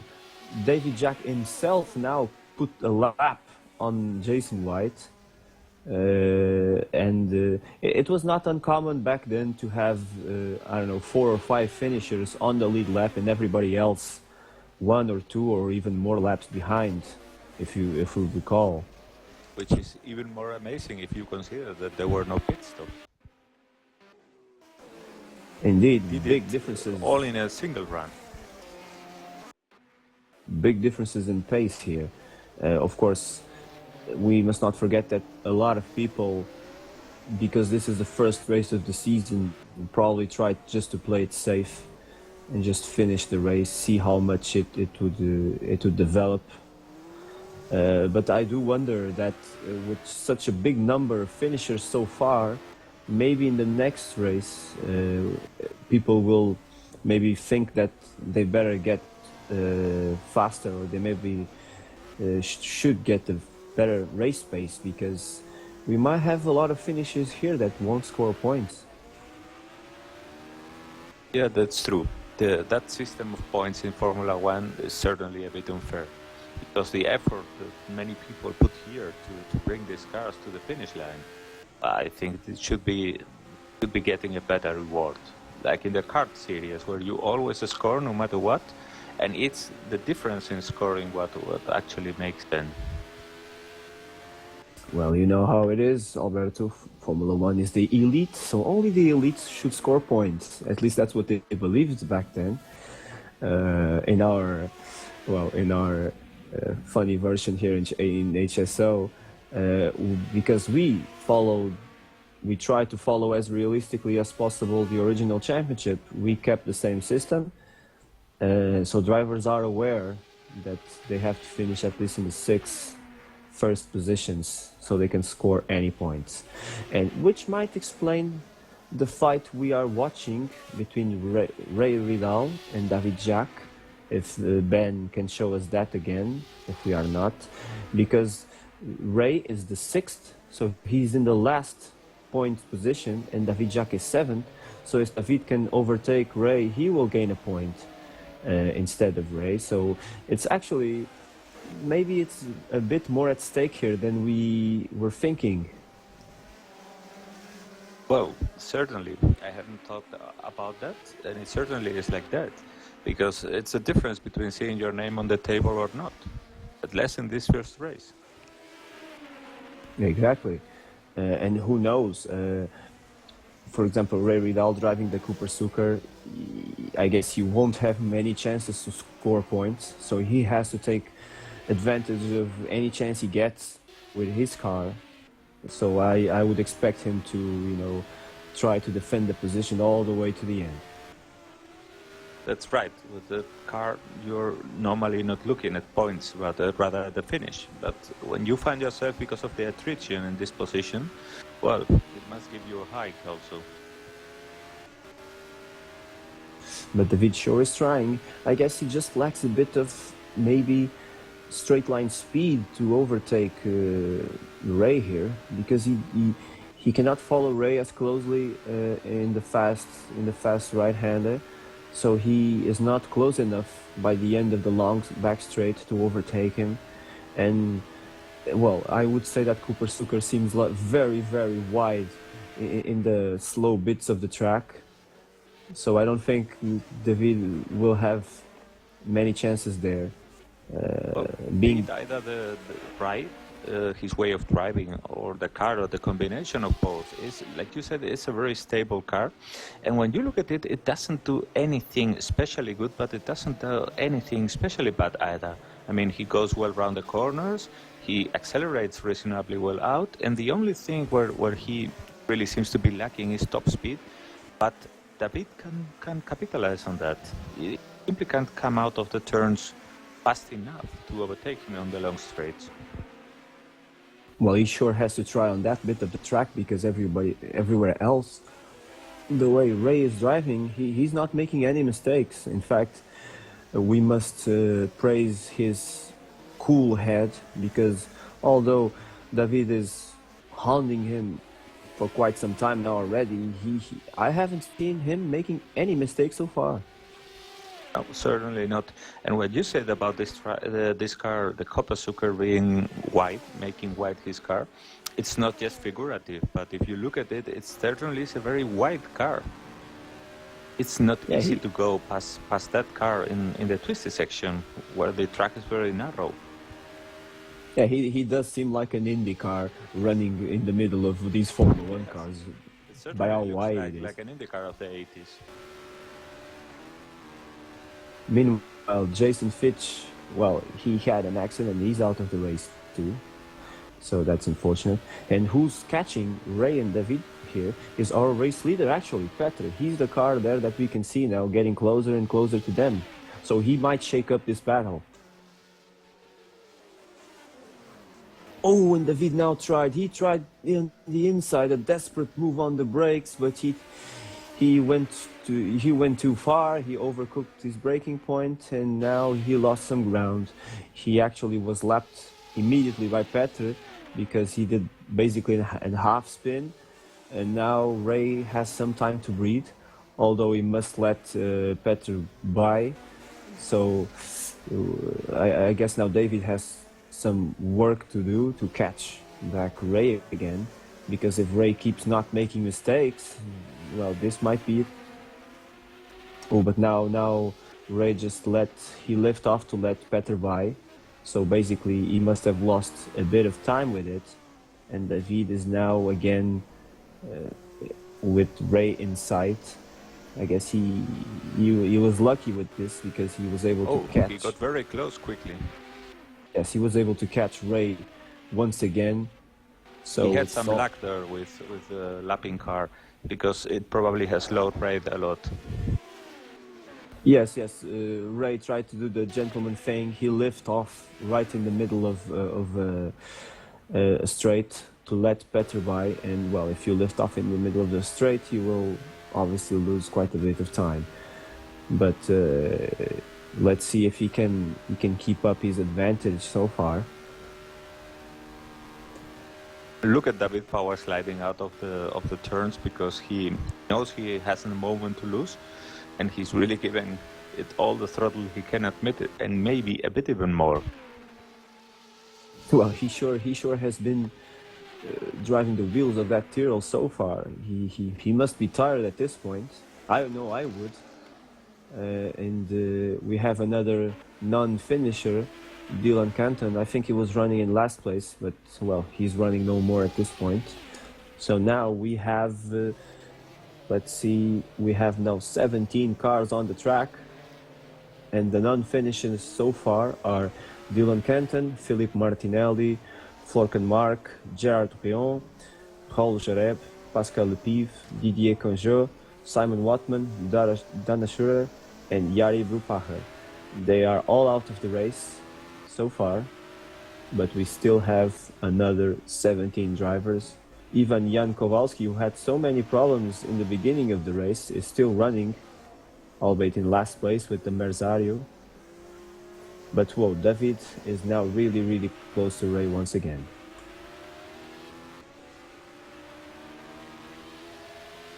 This is probably the part of the race when the tiredness starts to take its toll on the drivers. Now we will see the deciding factor, who are the top drivers that can keep not just the concentration, but also their lap times now.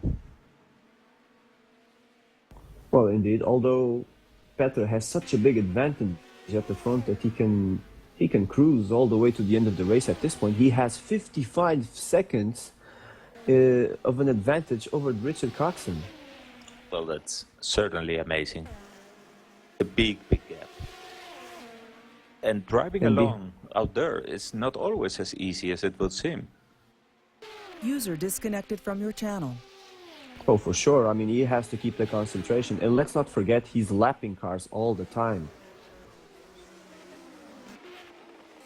So behind him, we have Richard Coxon in second, Greg Boissin in third, David Jumt in fourth, Jean-Marie Placet in fifth, and then this battle for the sixth and last points place between Ray Ridal and David Jacques. And David is trying left, he's trying right, he's trying everywhere. Yeah.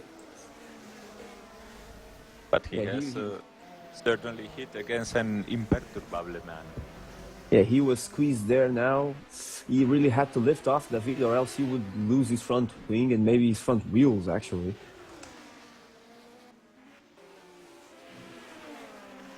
But I think maybe Ray's tires are starting to go because he's... Someone just spun in front of them. someone there on the grass indeed. Because race tires maybe start to go because his driving is not so smooth as it was before. His car seems to be sliding quite a bit more now. Although he's still keeping his position, he's closing the door everywhere to David. Yeah, but David's car isn't also in the best of the shapes. And the beating he has taken sliding so much must be certainly noticeable. Well, we will certainly have to interview some drivers at the end of the race to know how their tires cope with the race. But indeed, David Jacques seems, although he abused his tires so much, he still seems to have the pace to catch Ray, especially on the fast bits. But surprisingly, on some of the slow bits too. Although in the slow parts of the track, I would put that more into the fact that he's driving a Tyrrell and Ray is driving the big heavy Cooper Suker. Cooper Suker here, the team, basically the team of the Fittipaldi brothers, who ruined the career actually of Emerson yeah. Fittipaldi. Well, you could actually say that thanks to that team, Emerson managed to win the Indianapolis. Otherwise, he would have not gone to make the Americas. Well, one thing led to the other, indeed, because after running in the back for 6 years in Formula One, his career was over, but he still wanted to compete in single seaters. So the only other top profile championship actually that he might find a place was the IndyCar, and he really did well there. Oh, he certainly did. Probably is a driver whose quality. David managed it.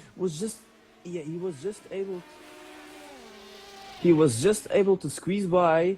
He took the chance of maybe a slight overcooking that Ray did of that turn in particular, and he didn't need a second invitation for that. He just squeezed past. So the minimal situation they Ray opened, gone through. Well, yes. David is now 6th and in the last points position, while Ray is 7. But maybe Ray will try to still keep up with David. Who knows? We know he's still close, and he's really fast on the straight, but no time to pass there. And I guess, now we will see in the slowest section how much David can cope with having Ray behind him. Looking at the top of the race, Greg seems to have overtaken Richard. They swap positions at one moment. Oh, indeed. We were so busy here with this fight that we might have overlooked the important fight for the podium there. Let's go and watch Greg Guassin now. Yes, indeed, Greg is in front of Richard now.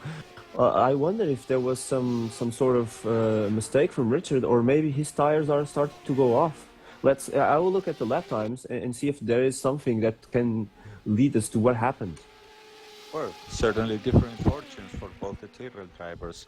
But if David hasn't destroyed his tires yet, I can't imagine the same thing could have happened to Richard, who has been having a more calm race with a steady pace. Well, I would say that judging from the lap times, something happened to Richard, maybe a mistake, because his lap previous to this one was 1:56, so he lost 8 seconds in one lap. So I guess he made a mistake, or maybe lapping some car, although I don't see anybody in sight. But it happened on his own, and now they have very similar pace. So I wonder if Richard can overtake Greg once again in the laps remaining. Well, it will be tight. For the moment, Greg seems to have pulled a bit out. It's 45 laps completed. We have a 52 scheduled laps here because, of course, we had the formation lap. So I do wonder. We can see that Greg is driving, pretty much like he was driving the beginning of the race. His tail always hanging out. But Richard, he must be furious with himself if that was a mistake he did himself. So he will try to compensate that, and he seems to be gaining just slightly on Greg. Yes, he seems.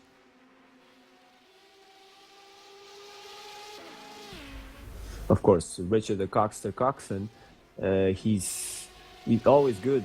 He always has a very good race pace, and he's very good at managing tires. And now he's going for it. He's going out, but he ran out of straight basically. But he's now on top of Greg, so we might have a high-profile battle all the way to the end of the race. These were, two of the fastest drivers around here, and two high-profile drivers.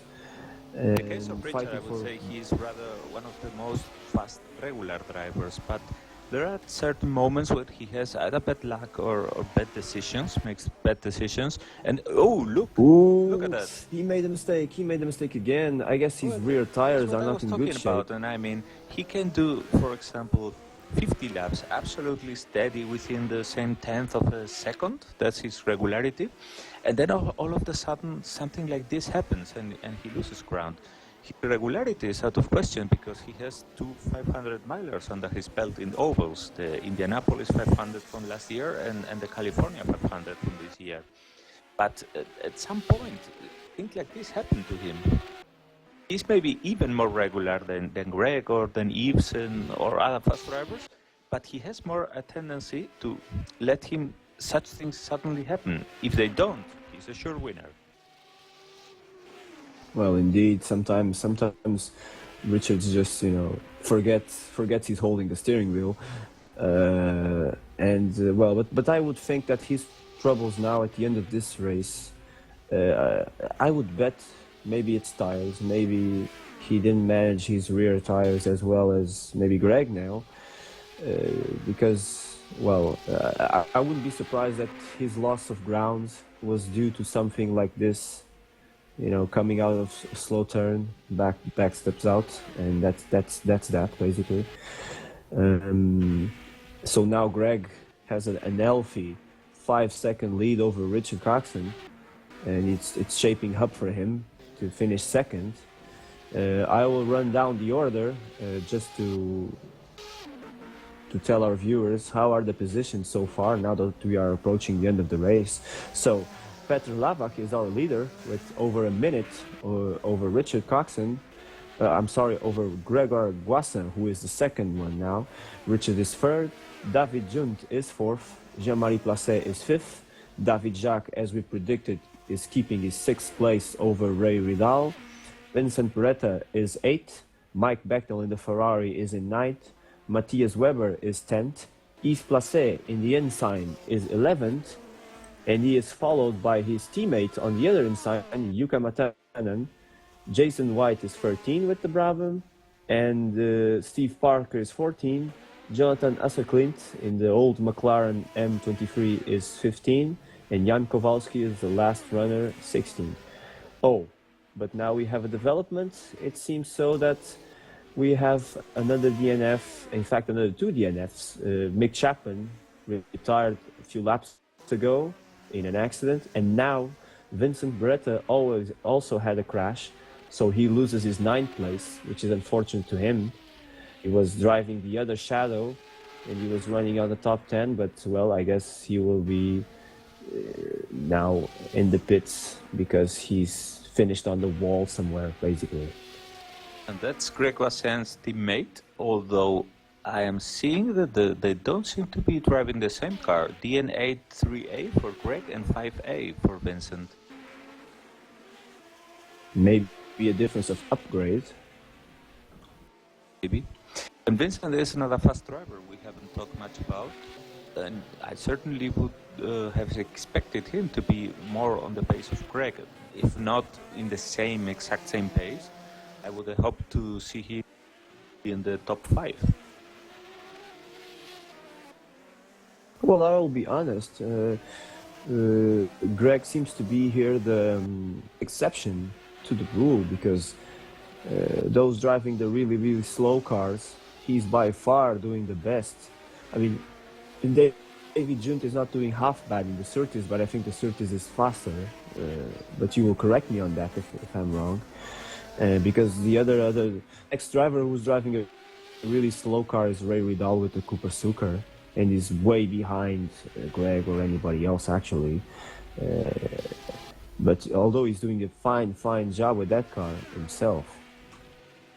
Well, I must say that same as we were talking about Yves Placé having special touch for the team tops, for the Transams and the big cars, Greg Wasson is absolutely amazing when it comes to open wheelers.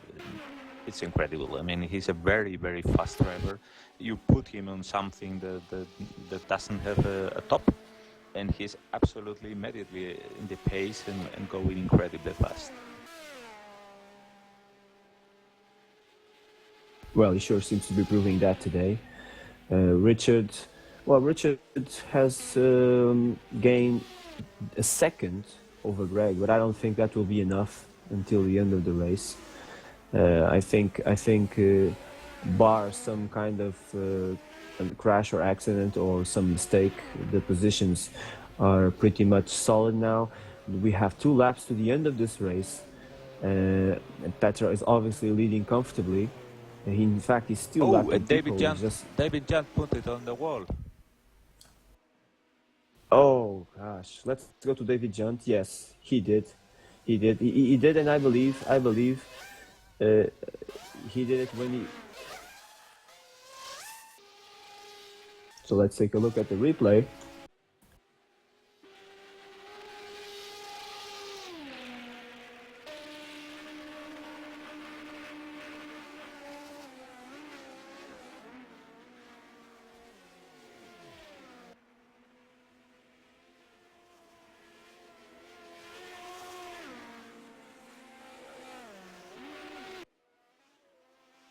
So Ben, maybe you can tell us what happened here. I believe David Junt was backed by our leader, actually.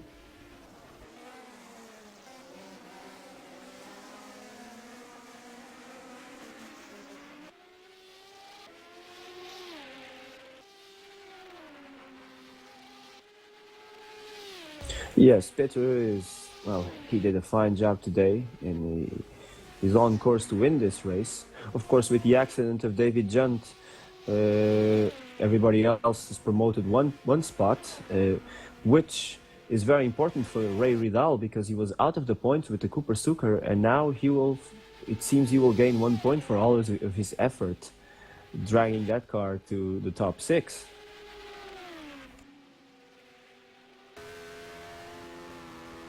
Well, certainly.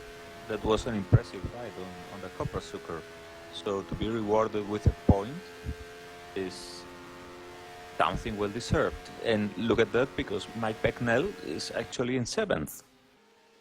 Again, another driver, like I said, that when he has his day, he runs steady and you can count on him finishing well. Indeed, we didn't have his sights on him for a while, but he climbed all the way up to 7th now. And he's in front of some pretty fast people, actually. But then what can we say about Petr Hlavak? He wasn't happy with the car. He is a new addition to the HSO, actually. And well, he's here dominating this race, at least once he got in front of Richard and Greg. And just a few corners more and you will win the race. And this is, well, it's not such a surprise how, he winning the race, but his utter domination. And ladies and gentlemen, Petr Hlavak has crossed the line and he's the winner of the Argentinian Grand Prix, the 1978 season here in HSO. An amazing performance. Well done, Peter. Well done indeed. And he's commemorating it with some donuts, of course. Here and he's coming, Greg, for the 2nd place. Yes, Greg Wasson, amazing drive with the shadow. He came 2nd. He was so worried about his car being slow. Well, I'm sure he won't be as worried now. Great 2nd place for him. Richard Coxon is 3rd after all his troubles, which is not half bad. This puts Greg with better perspectives than he thought initially, because a second place for starters and soon an upgraded car to come bodes very well for his future options in this championship. Well, indeed. At least, I don't know about the faster tracks, but at least in the slow, twisty or more complicated tracks, I'm sure you will be a contender once again. Well, it would surprise me very much if we don't see him dining with the princess and the Prince of Monaco at the moment, because that's a real driver circuit, and well, we'll wait and see. But it would amaze me much if he didn't win there. And here he comes. He has taken second. Richard was immediately Yes, he crossed behind. the line. Richard immediately behind, indeed, in third. And now we're waiting for the McLaren of Jean-Marie Placet. Of course, a lot of other people already crossed the line who were a lap down. Jean-Marie crosses now the line, and the top 10 already crossed the line. Jason White finishes in 11th. Steve Parker crosses the line now in 12th, I mean. David Junt is still, he might be still qualified because there were people that were behind him, with many laps behind. So he still gets 13th place. Jonathan Nasserklint is 14th, and Jan Kowalski finishes now in 15th position.